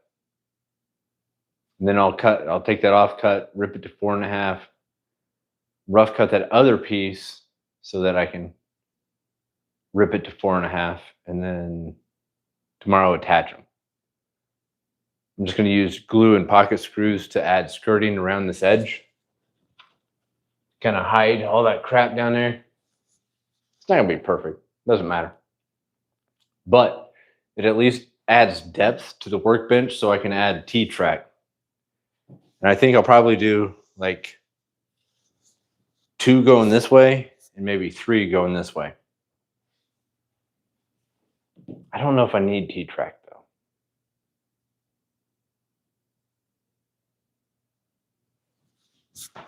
I have some T-track. What we got? Let's take a look at the T-track we got. I think the longest they sell it in is 4 feet. So I'd have to buy like 1, 2, 3, 4, 5. I'd have to buy 5 of these suckers with an S, not an F.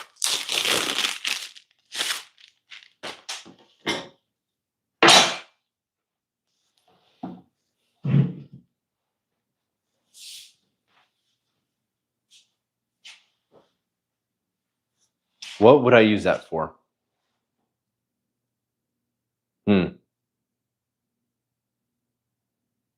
I don't know. Let's assemble the workbench. And then as time progresses, I can figure out if I want to add T-track to this thing. Because I think it would be nice to have a few grids, like a small grid work of T-track so I can clamp stuff down. I don't do much hand planing, and this thing doesn't weigh in too much. So like when I actually do hand plane, the whole damn bench moves. I could put sandbags underneath there.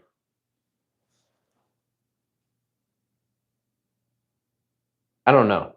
If there's any woodworkers left in the room, what do you think? Dog holes versus T-track.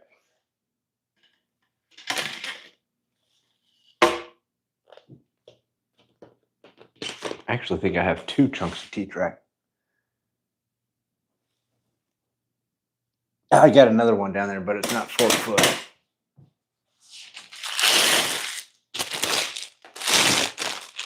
All right, I'm gonna go get the iron and do some iron-on edge banding. If you look over there, it's a future project.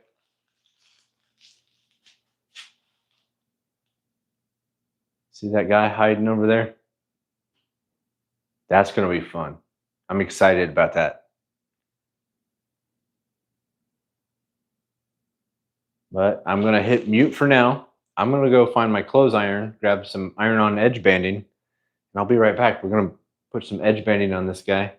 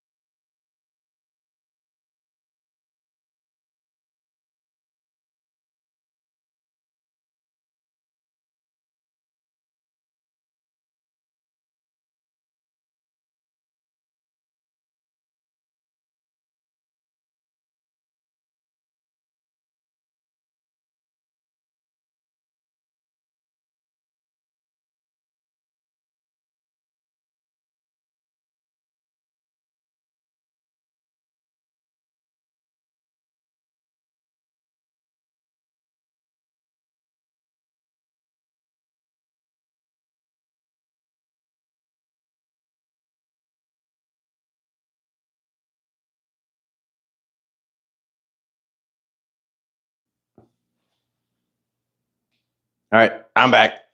I found the clothes iron. I used to think that water in the iron wasn't good for edge banding, but I use iron-on edge banding for circles I cut, and I think steaming it actually helps it. In the case of a circle, use water. It helps it bend, makes it more pliable, kind of like steam bending. We don't really need the water for this. We just need it to be hot.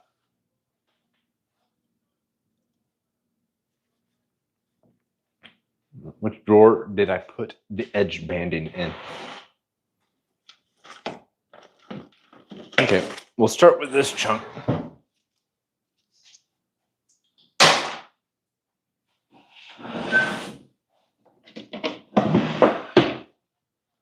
Made a mistake. I needed edge banding for a project, and then time passed on and I forgot I bought the edge banding for that project.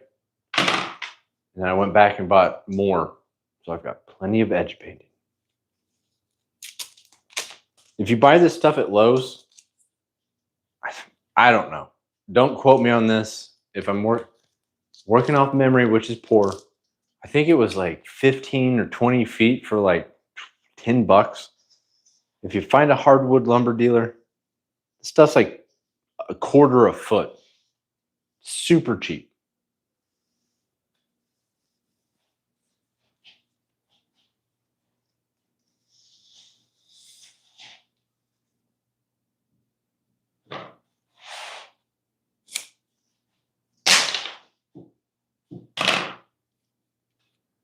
Let's go ahead and cut the other one. Let's cut all of them. Cut them to size, and we'll iron them on.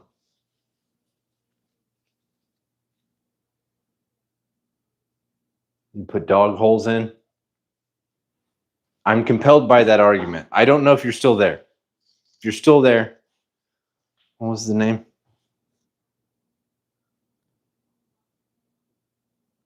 Curtis Flund. I am compelled by dog holes.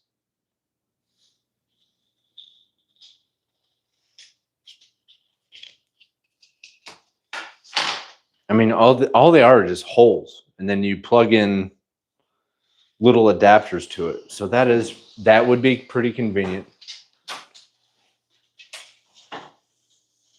How much are the little snap-in doogies? I mean, are they like $5 or $10?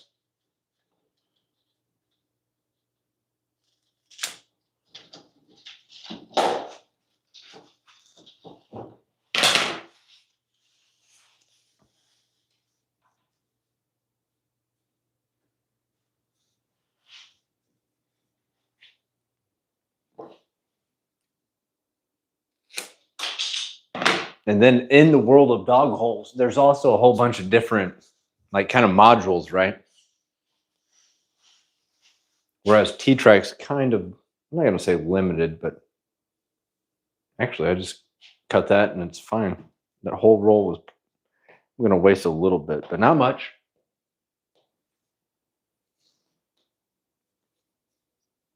Oh yeah, look. I think that's saying birch plywood, 250 feet, 7/8. I think it says $22 for the whole roll. Like, don't buy edge banding from big box stores. Find a hardwood dealer. And mine, the one I go to is kind of a small mom and pop shop. I don't want to say small, but it's like a boutique. It's always nice to support small businesses, local small businesses. What the hell? That tape's on there pretty good.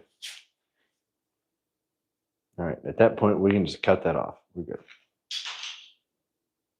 Dang it. All right. Let's put this in the middle. Put this in the middle.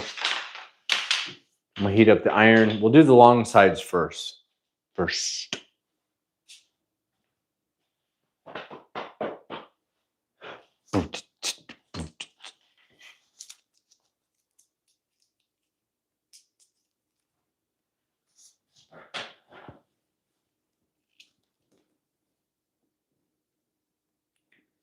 All right, I got the iron plugged in.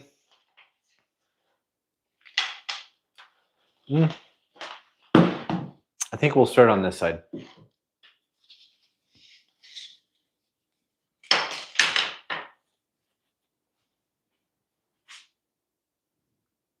Ah, he must be gone. I'm sorry. I didn't get back in time to respond. Dog holes are compelling. They got a whole bunch of different modules that you can plug in those holes.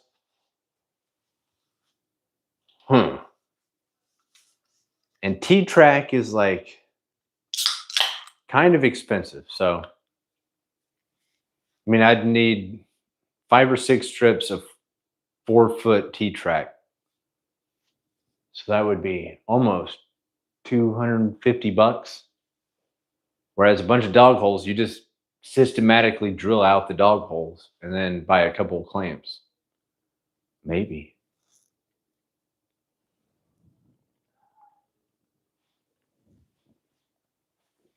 I think I'm sold. I think he sold me. I think we're going to do dog holes. Mainly because it's cheaper. We're going to do dog holes because it's cheaper. And then when people see the bench, they'll be like, oh, this guy's a woodworker. And they'll have no idea that I have no idea what I'm doing.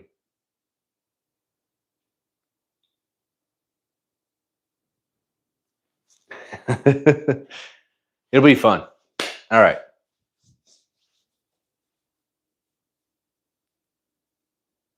Are you allowing clamping areas around the outer edges? Dog holes are stronger holding when planing. I don't know how much the cost. Well, the holes, I would kind of need one of those drill guide jigs. And then a grid pattern. I wonder if there's a way to do Forstners without that, that kind of,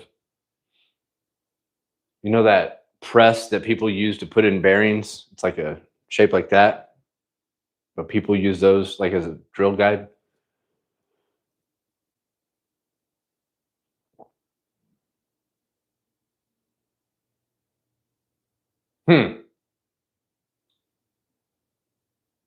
I don't know. All right. So I'll put on the edge banding. I'll look at the dog clamp modules because I really like that idea. If they're cheap, if they're outrageous, I'm putting T-track in this thing.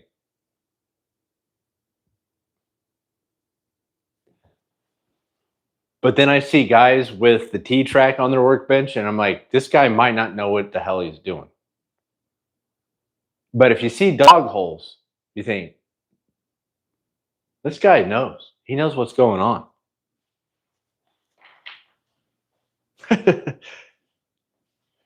All right. I don't know if you guys are big edge band fans, but I have done some edge banding. Line the crap up and start in the middle. Now, obviously, this thing is way too big for me to run over the router table.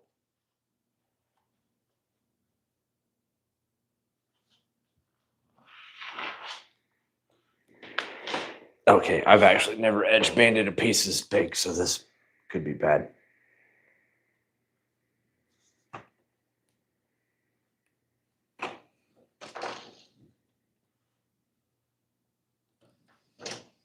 Start in the middle and work your way back.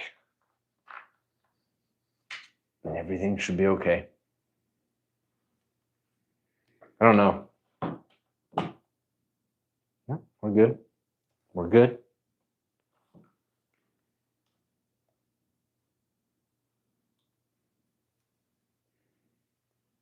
And then I use a chisel to cut this crap flush. I had one of those little plastic razor jigs. I think I paid $10 for it at Lowe's and it sucked.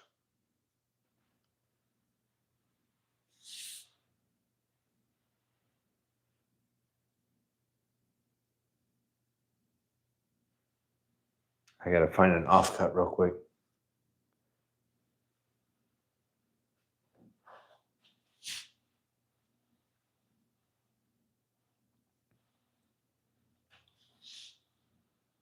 If you're out there watching this right now and your wife is like, she sneaks up by you and she's like, what the hell are you watching?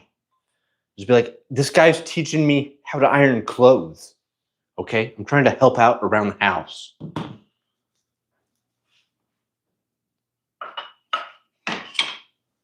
This isn't for me, it's for you.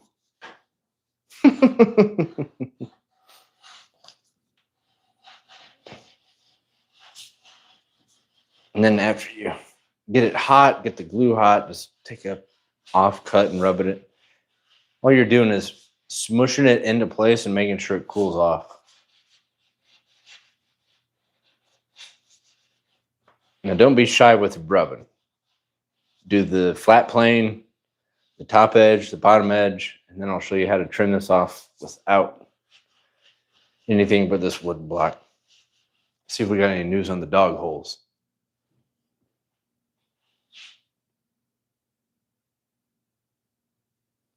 Yes, I would be allowing, you asked me this earlier and then I failed to answer it, but yes. The only thing that would limit the ability to clamp around the edges is the legs. So I couldn't put a dog hole there.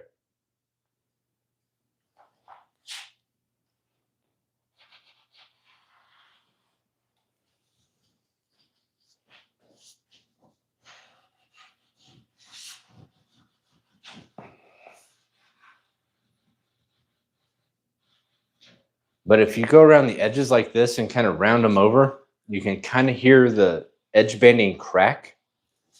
And that almost helps the chisel make a cleaner cut. If you don't,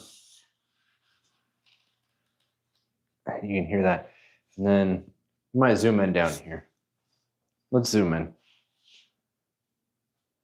Let me show you guys real quick. So after the glue is cooled on the edge banding, take your wood block, flat on here, go to the edge, and then slowly roll it over that corner.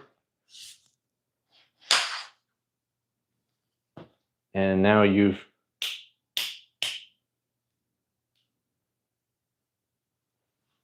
flush cut your piece to the edge.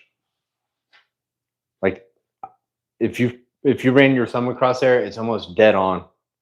But you got to wait for the glue to cool and then just slowly crimp it over the edge. Bend it back. It works. I'm going to have to take out my mic and plug in my phone here in a minute because my phone is almost dead. Let's do this other end and then I'll probably have to suck. So I'm going to have to cut the audio. I'm not going to cut the audio. The audio is going to suck. Let's get this out of the way. I'm not left-handed, so I don't know how this is going to go.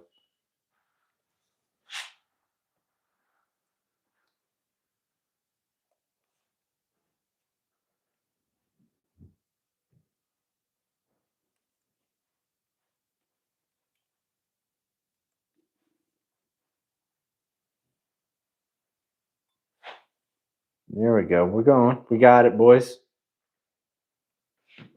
And then it moves. Cool. That's great.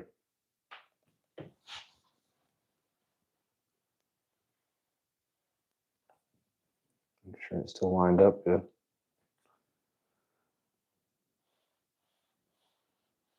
Let's get this stuff real hot. Sorry, I'm not trying to show you my armpit.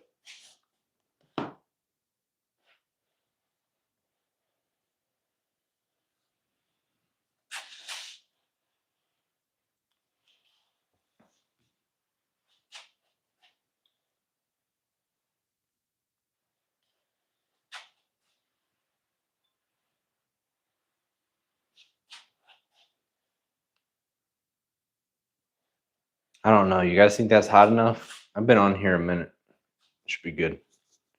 Grab the block. I always start with the plane, the flat edge. Get it smushed in there real good. And you can see it. If you start looking around at the glue edge, you can tell if it's in place. Mush it in place real good, and then go around the top edge, and you can hear that edge banding kind of crack. And that should help us cut that with a chisel here in a minute. And then do it to the bottom edge.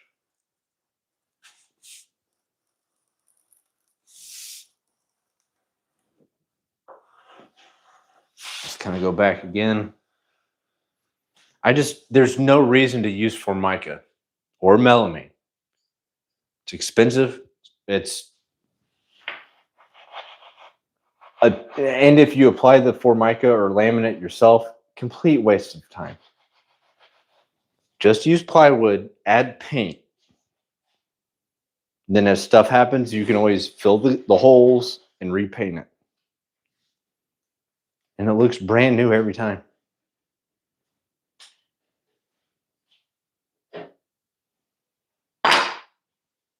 All right. One edge down. Go over there and do the other side.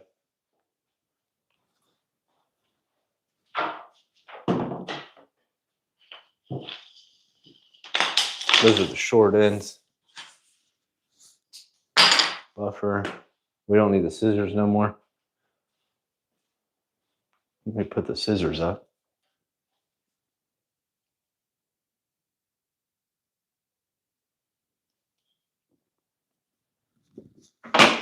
There we go.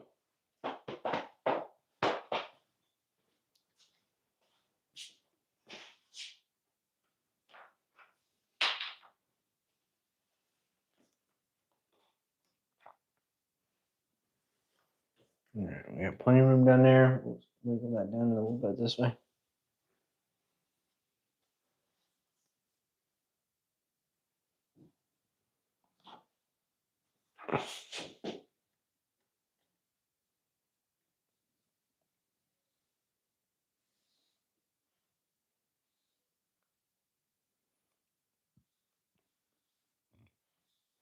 We're going to go this way first. Gotta push that in place.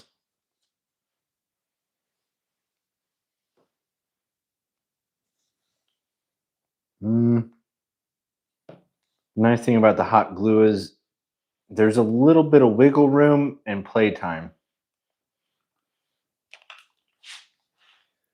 And my iron is running out of cord. So we're going to have to flip this around real quick.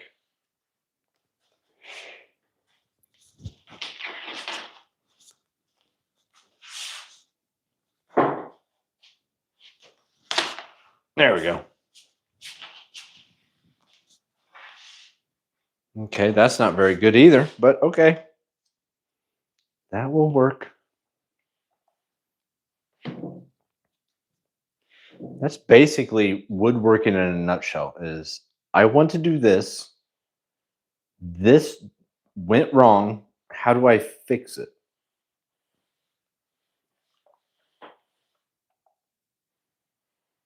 How do I get around this problem? Yeah, in a nutshell, woodworking is problem solving.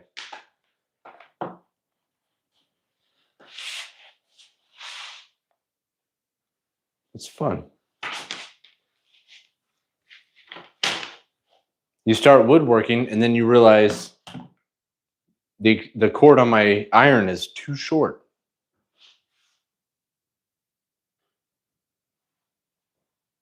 Actually, I don't know. What is the temperature set to?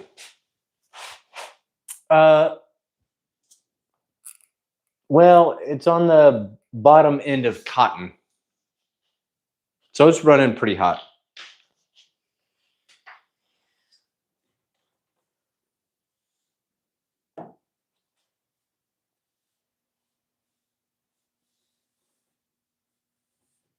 I did turn it up.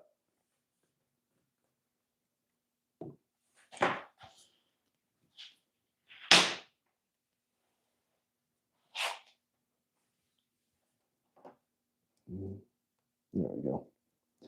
Make sure there's a little hangover on both sides. Make sure the edge banding's sticking proud.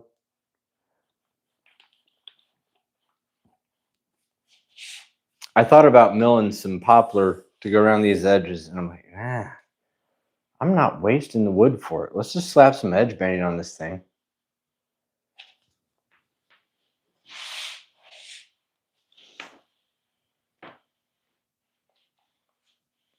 All right, we'll do this half, and then we'll go back and heat up the other half and smush it down.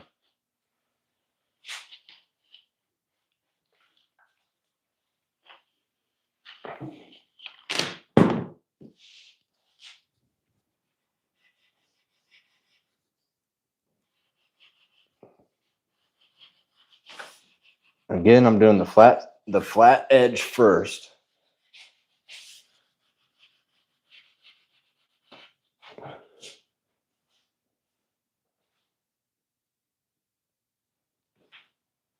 It just leaked water all over me.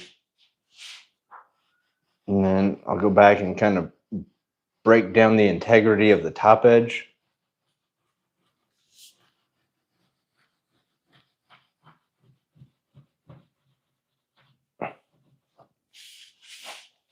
And then break the bottom edge. Now it's already getting to the point where it's cool. And I don't know how much influence this offcut actually has on the glue, but it's compromising the integrity of the edge banding, which makes it easier to flush cut. Take the offcut, go up to the edge, slowly roll it over. And then you can just, bad angle.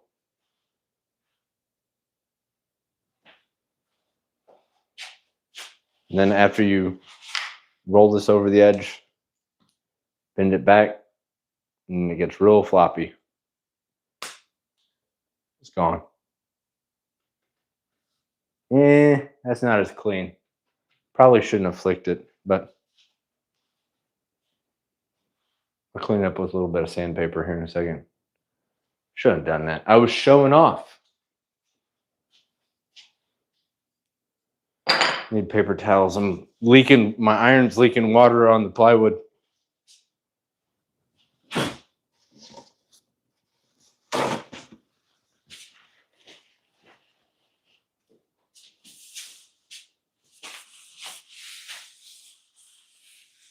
Oh, actually, no, I was water popping the plywood for sanding. Yes.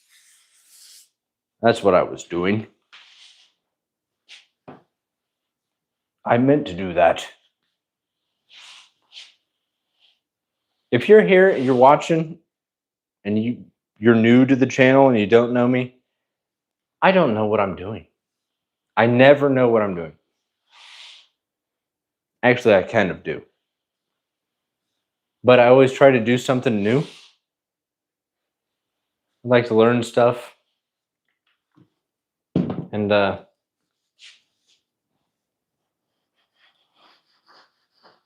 along the way, I make a lot of mistakes, but it's fun.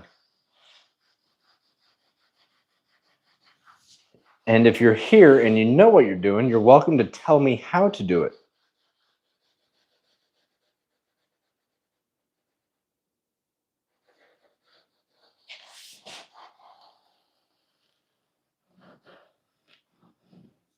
I'm just an idiot in the shop, farting around. 90% of the time, I'm just farting around.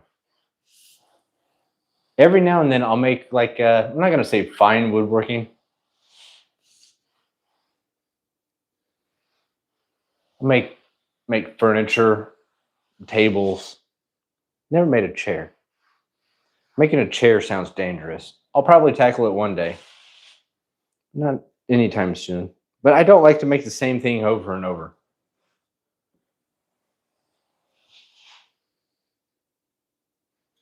So if you're here and you know what I should be doing, I appreciate the feedback.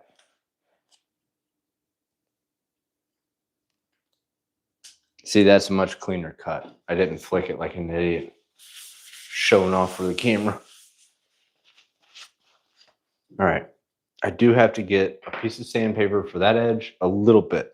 There's just a little bit of, almost feels like glue hanging off the end for this end and that end. The other side's flush. Like that is, no, that's not clean. Never mind.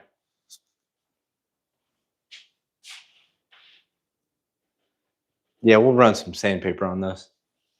Clean it up real quick.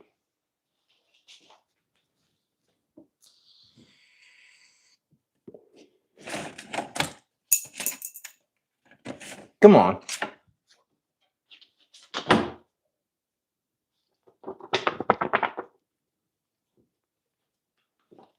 Nothing major, just kind of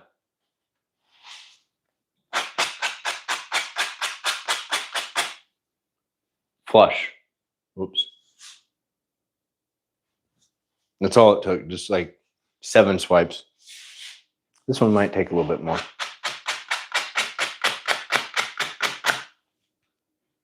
Flush. Actually, we're going to unplug the iron and then flush cut these with a chisel. And then we'll add the short ends.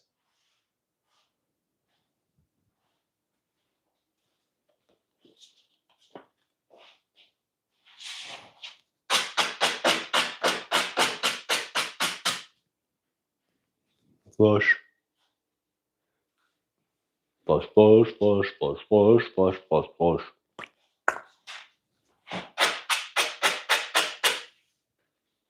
We're good. All right, let's unplug the iron.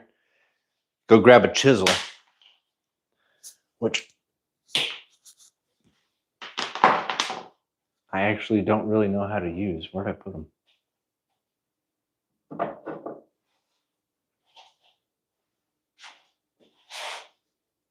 All right, let's see how this goes. This always goes poorly.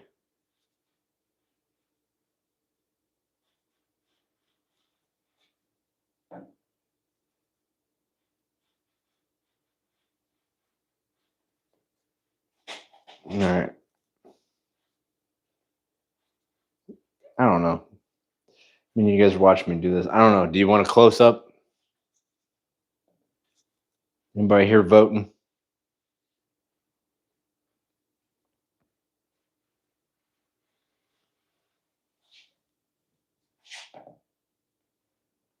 All I'm doing is running a chisel down the edge banding that I just applied. It is kind of cool to see all the little pigtails pop off.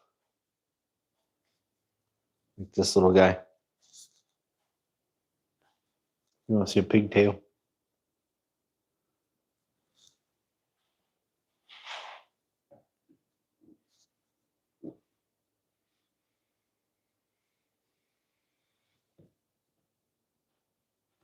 Sticking out a little bit there.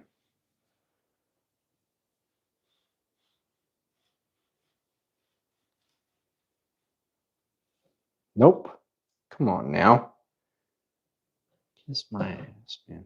It always does that. There's always a point where the edge banding kind of, it's almost like you hit a grain pattern and then it went, or maybe a seam, and then the whole edge banding wants to just give up.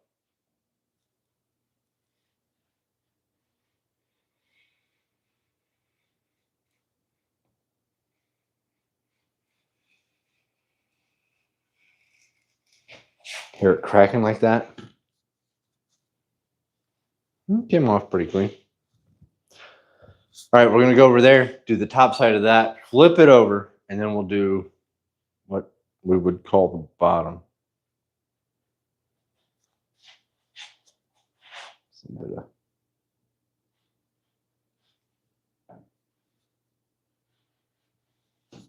There we go.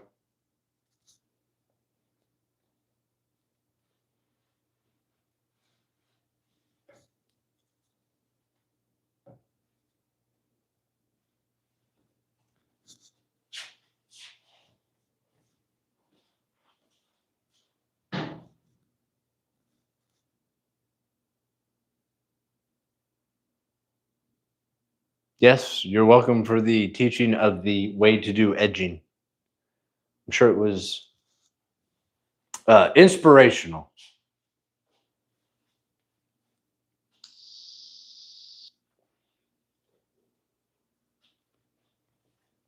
I'm sure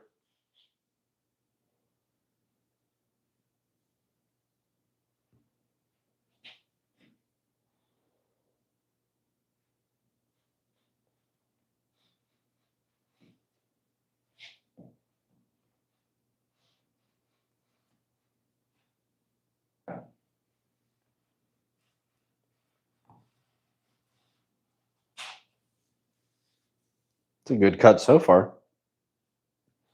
Ow, that's the wrong end. Spin you around this way. Hey, thanks for hanging out, Curtis, if you're leaving. But thank you, man. I appreciate everybody watching, hanging out in the shop. Tonight, if you caught the beginning part, my shop was completely trashed from yesterday. I am working on a project, but I got really sidetracked today. I had an idea. I've had an idea for a while to upgrade my workbench, and decided to delay the project because when I'm doing project videos on live streams, I got a bunch of cameras, computer, and today I was like, I'm just gonna go out with my phone and then kind of just fart around in the shop. Oh crap, my phone's almost dead. All right, I got to take off the mic. Sorry, the audio is still gonna work, but it's gonna suck.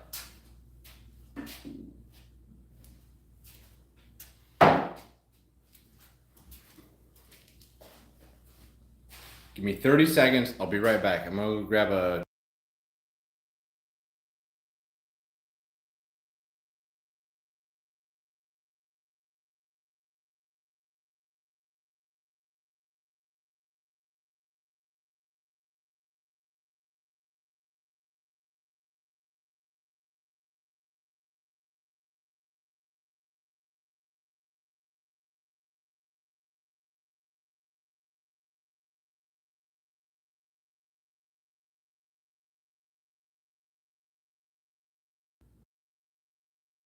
All right, I'm back. I got to plug in my phone.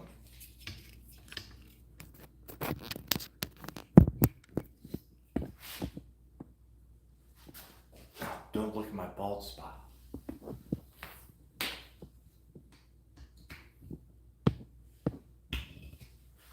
There we go.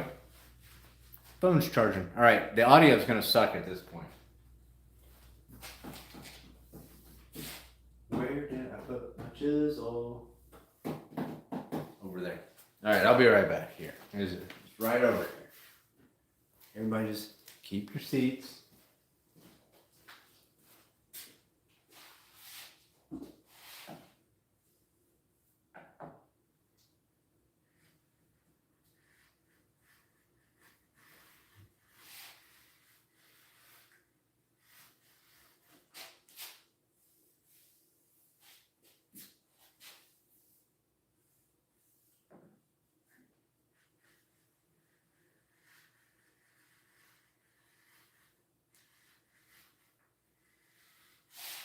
Oh, look at that curly Q, dude. That is a serious pigtail. Check that out.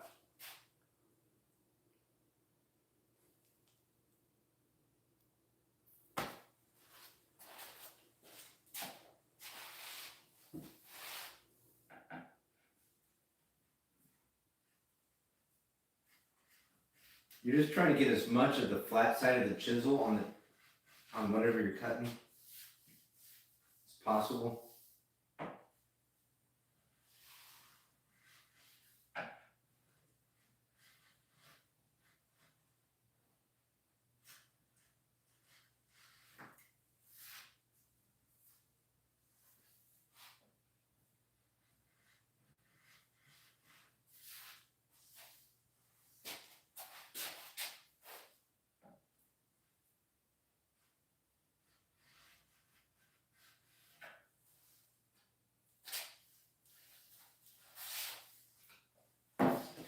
That's good enough for now. We're gonna flip it over. Flush cut the other side.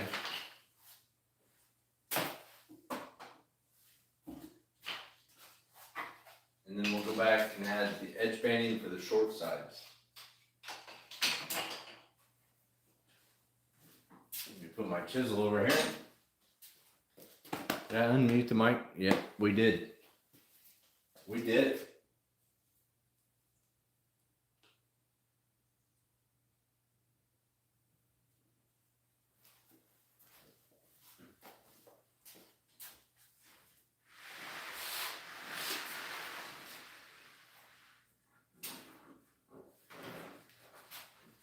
Oh my God. Oh no. It's too heavy. Alright. Here's what we'll do.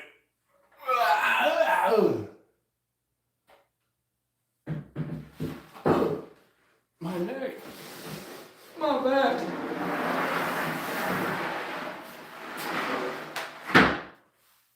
Yeah, this is this is paint grade plywood, and it's kind of hard to see from where you're at, but there's big gashes here filled with wood filler. So this is the B side. I wouldn't even say the other side is A side. I'd say it's like B side, C side.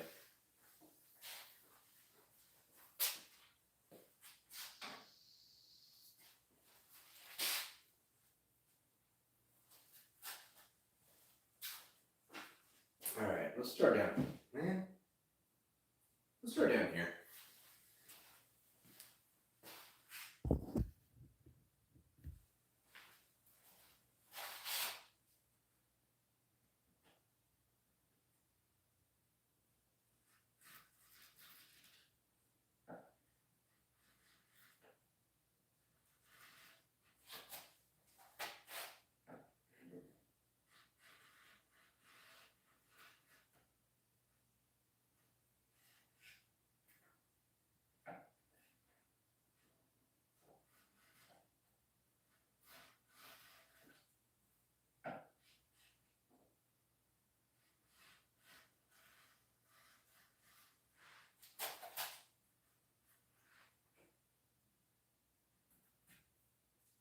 Sometimes you just gotta break it off, get it out of the way.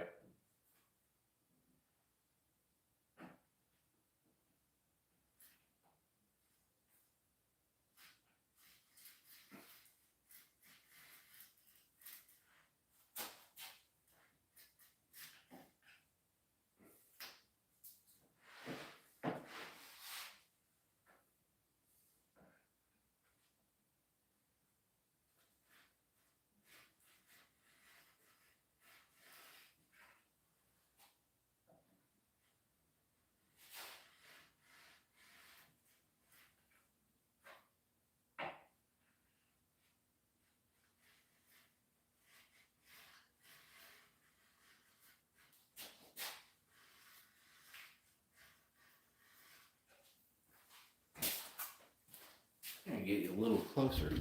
Let's go ahead and come in a little closer.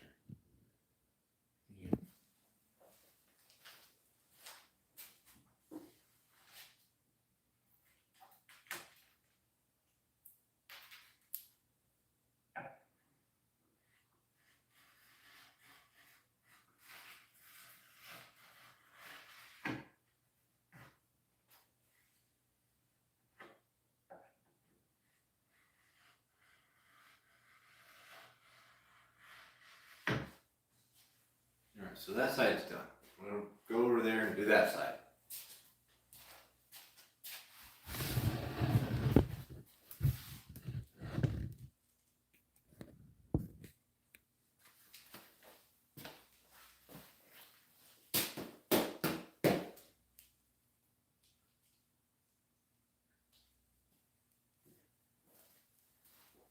We're almost done for tonight. I'm gonna flush cut this, add the two short sides of edge banding, then call it a night. And I'll come back out tomorrow,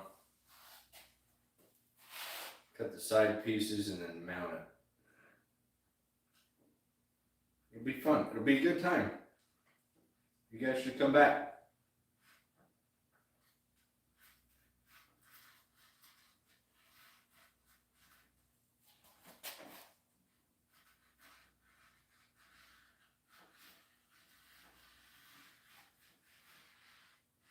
We got a good cut going on here. Come on. Keep going.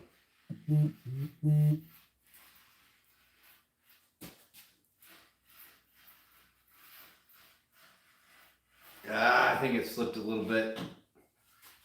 Right there. Slip there and slip there. That's a good cut though. Look at that. Started right there. We made it. I'd say more than 2/3. Fourth.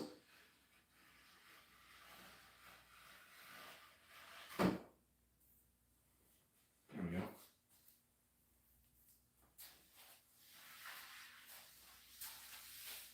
Now we got both edges.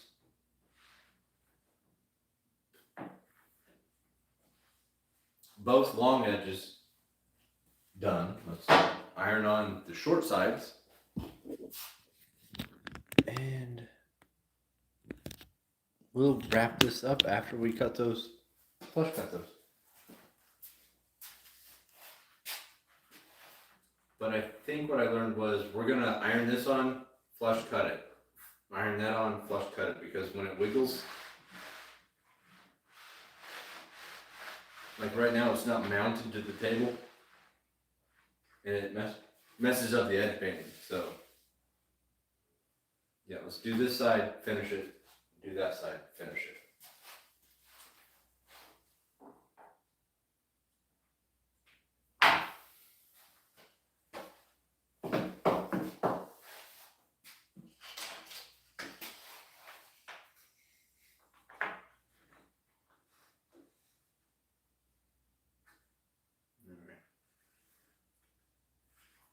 This is a long time coming. I should have done this before. I should have known to do this before. Let me grab my brush. So what I'm doing is, underneath this bench is an old kitchen table, a dining table. And we were gonna throw it out, set it on fire or whatever. And I was like, I think I can turn that into a workbench. And this was my, I think this was my first woodworking project, was fixing the table and making it solid, hold weight. But instead of looking at an old kitchen table, we're gonna put a veneer top on it with edge skirting, maybe T-track or dog holes, and improve the shop.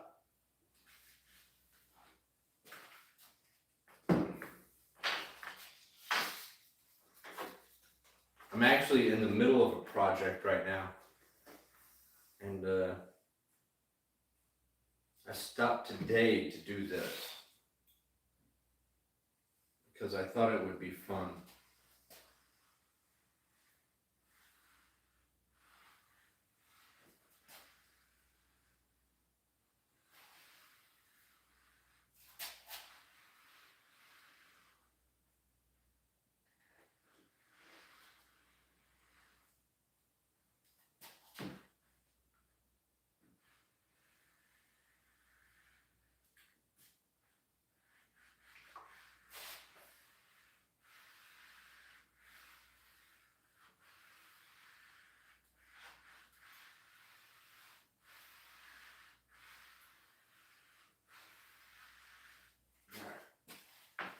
Let's go ahead and smush that down.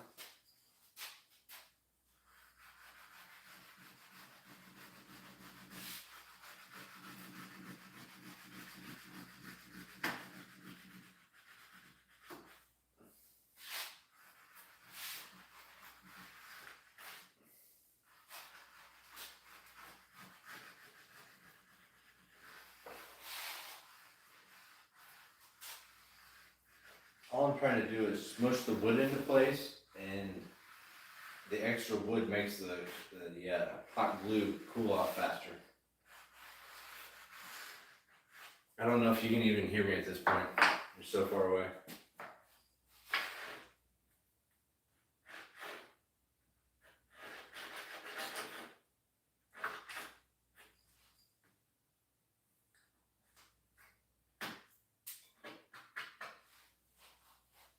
put that sandpaper?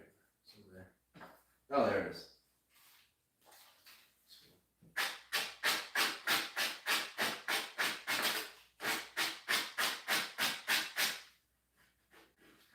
There you go. We're going to heat this side back up, roll it over with this offcut from a previous project.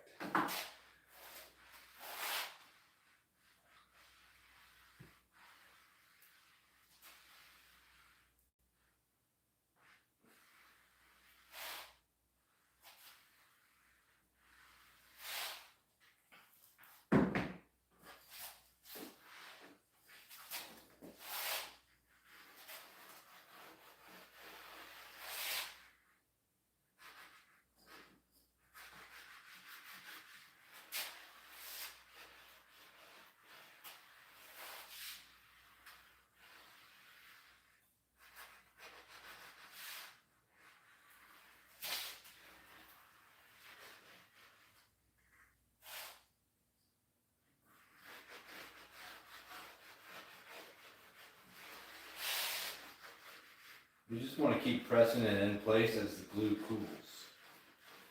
Then I try to break the integrity of the edge banding. I personally think it makes it a little easier to flush cut. I could be wrong.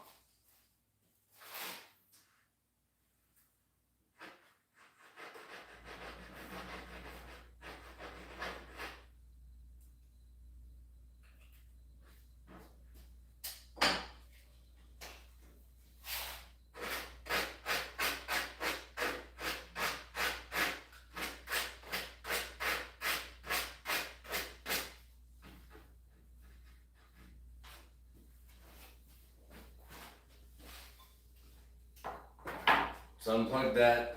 We're going to flush cut this, then do the other side and call it a night. Because nobody's watching this. It's March Madness. Everybody's watching March Madness. Yep. That's about what I expected.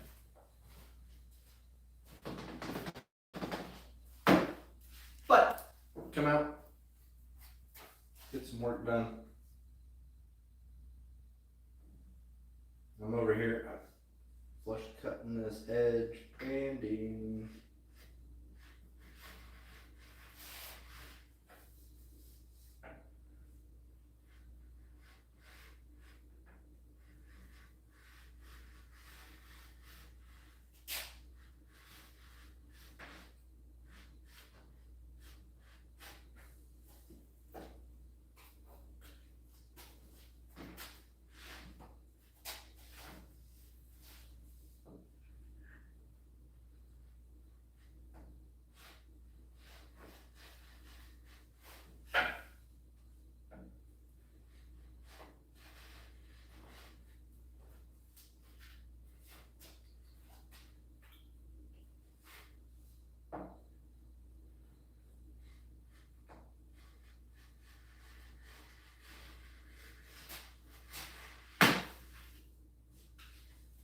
A bit of a look there.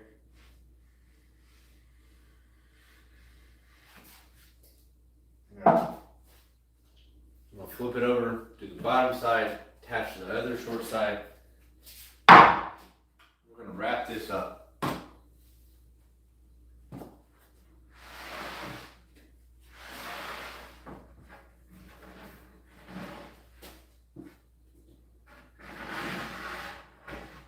No.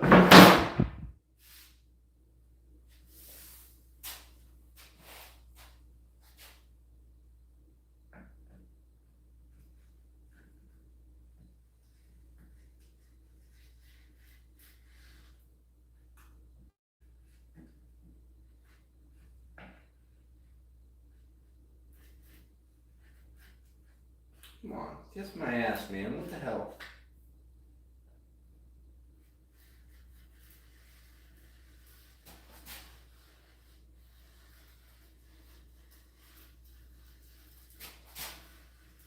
And I actually don't care. It's just a workbench. But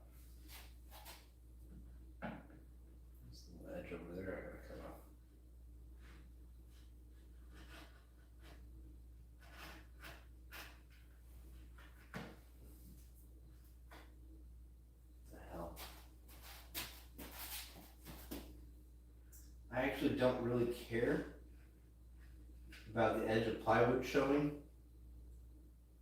on a workbench. But if all it takes is adding edge banding and then sanding it and painting it, I'm okay with that. That's not a whole lot of work. I'm interested to see if this audio goes through okay. Because my mic is dead.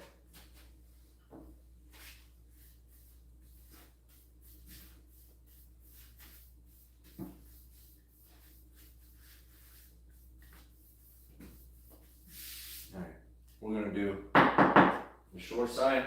And then tomorrow, wake up, add the short skirts, and we'll have a new bench.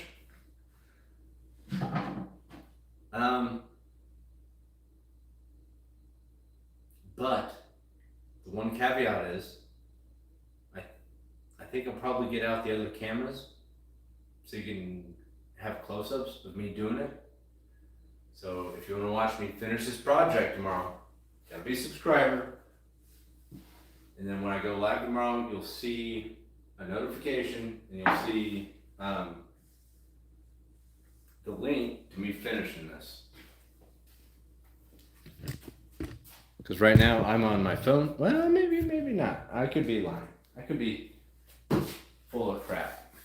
I might do it on the phone. I might do it with a bunch of cameras through the computer. It depends on how I feel. Let's do this edge banding and we'll get out of here. And the day will be done in the shop. Do.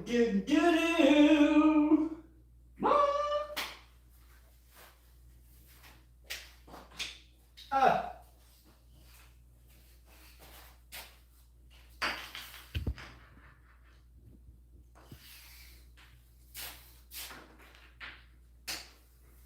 Loving you is easy. All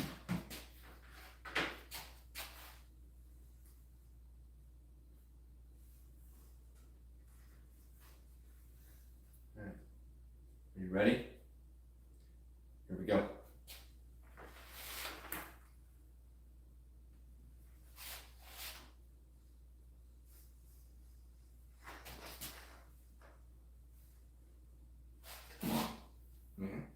What the hell with the cord? You know what? DeWalt and Milwaukee should make wireless irons.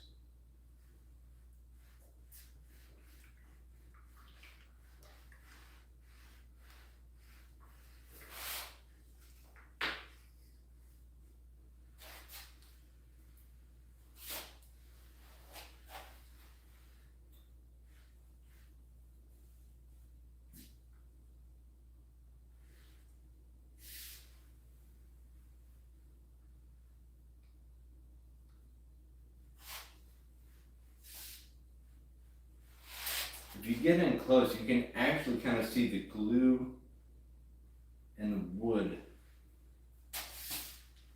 like melting and getting closer. Put that off. I just heated up this side. We'll do this side.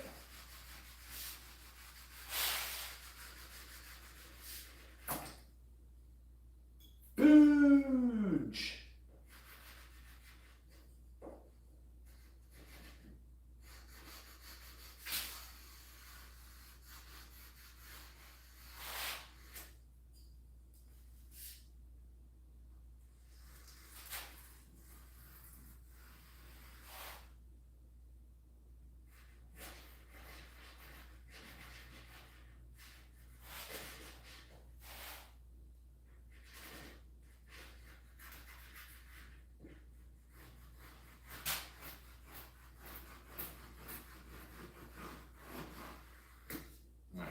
Heat up that side again. And then smush it down.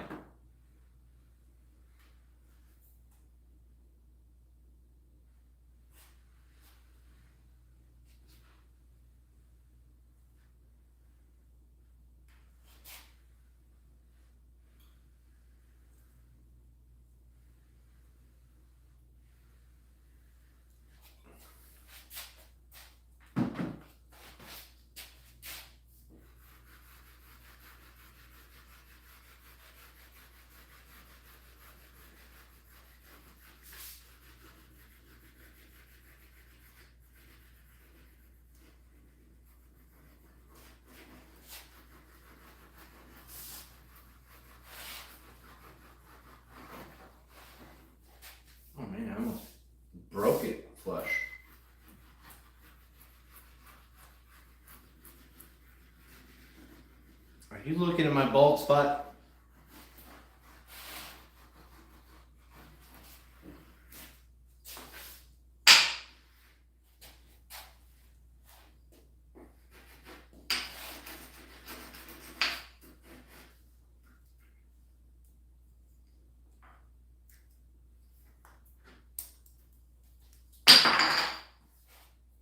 Let's unplug this, flush cut it, call it a night. I think we got a lot done today.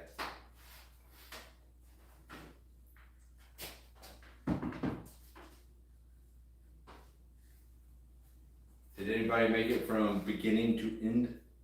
I'm gonna do this.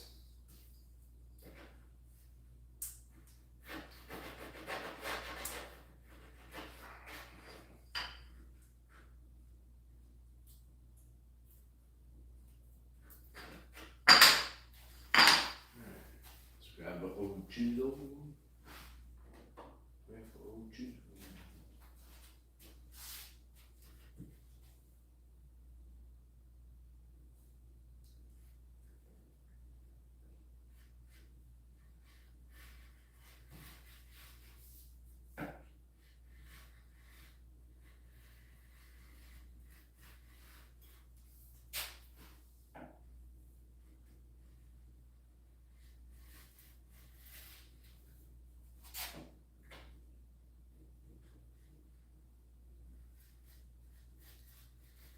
There is an art to this that I am not.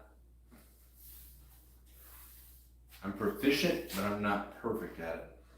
I'm trying to apply pressure to the flat side of the chisel and get as much of the flat side of the chisel onto the plywood and then keep going.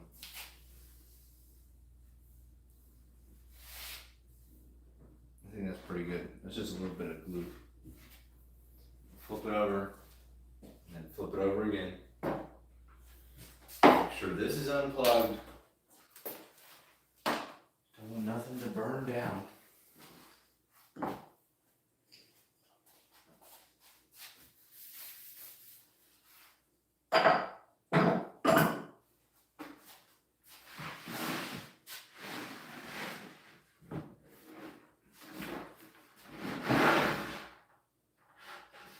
Ow. Oh, what is happening?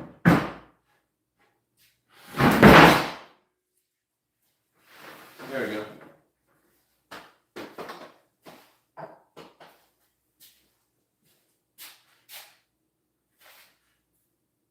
Alright, this is it. I'm gonna cut this off and then hit it with a little bit of 220.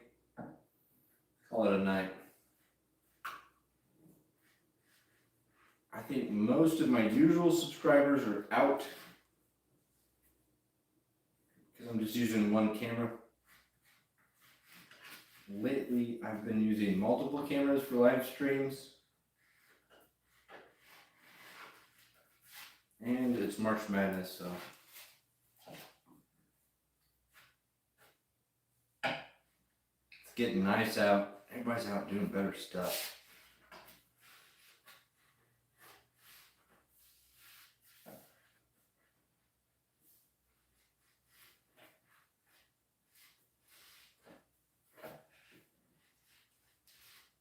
All right.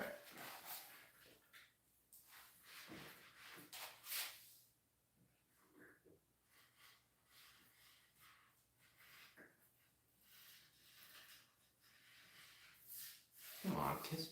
Come on. What? What?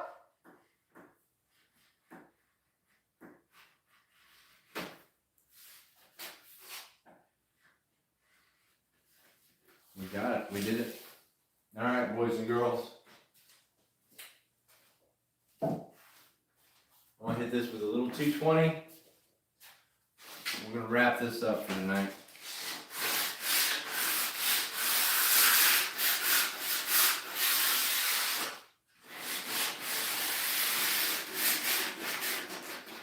And then tomorrow,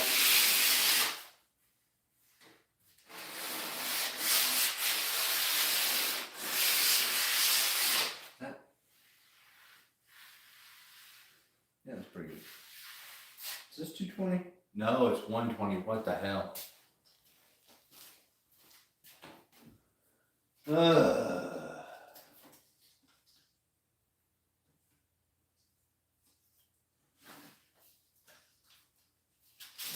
Damn it.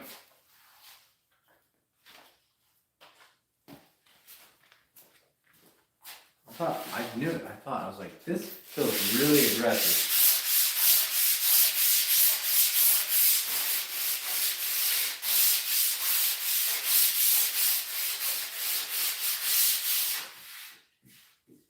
I'm going to cover it all in latex paint tomorrow anyway.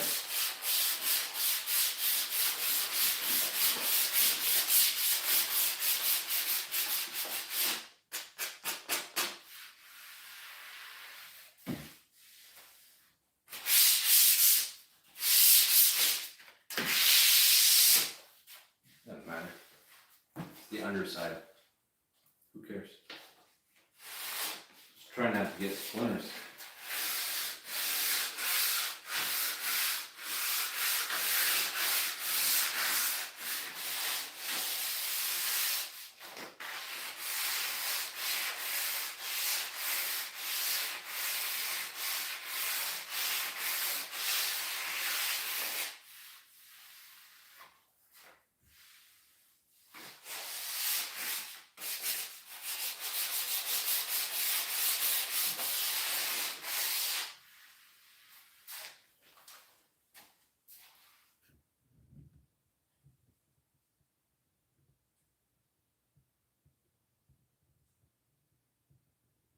No, thanks. That's a very nice thing to say, man.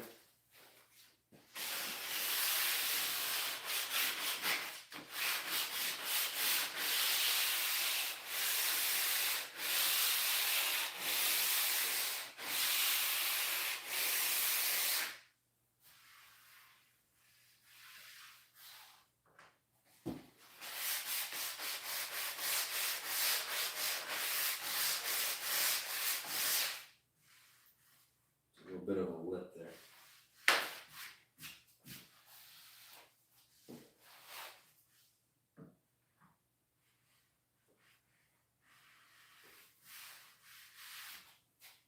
There we go.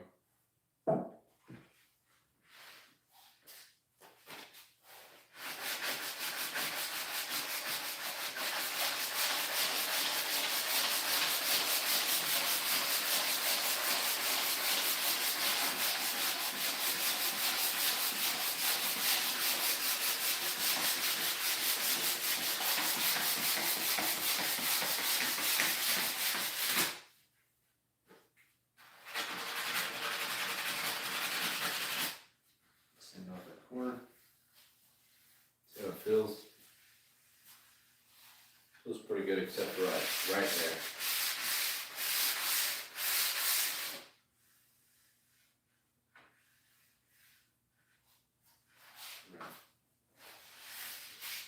2 more edges and we're done.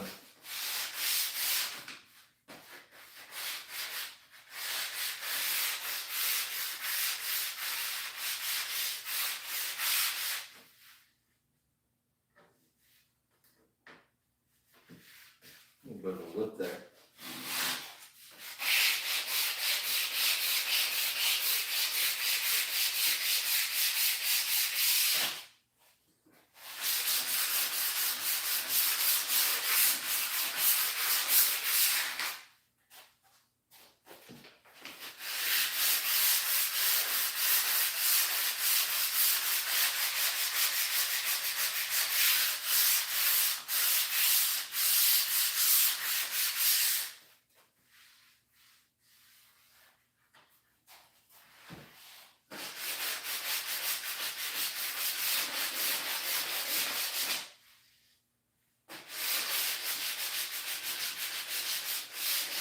The side you're actually looking at right now is the bottom. I'm going to flip this over tomorrow and add skirting around the edge. Mount it to this workbench, and this little side quest shall be done.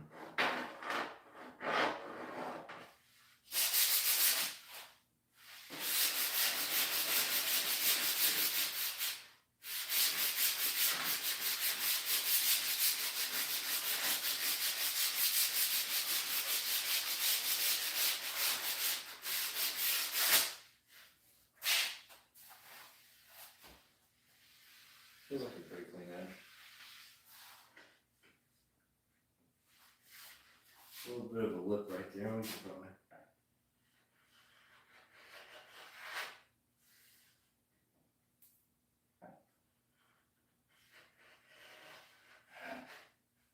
Okay, that's not working. Stop doing that.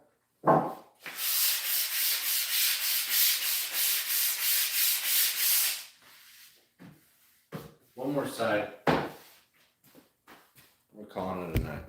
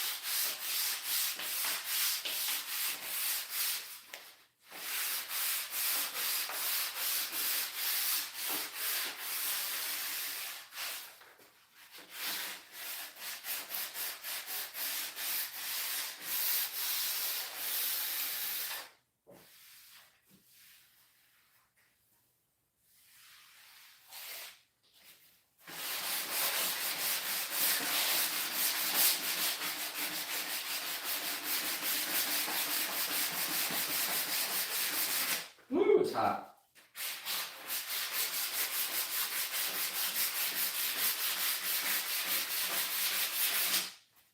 Getting after it.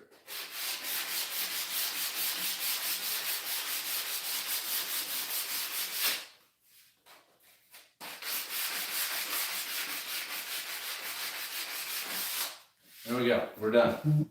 That's it. Everybody, thanks for hanging out. The audio sucks. Let's flip it around this way. This is the bottom.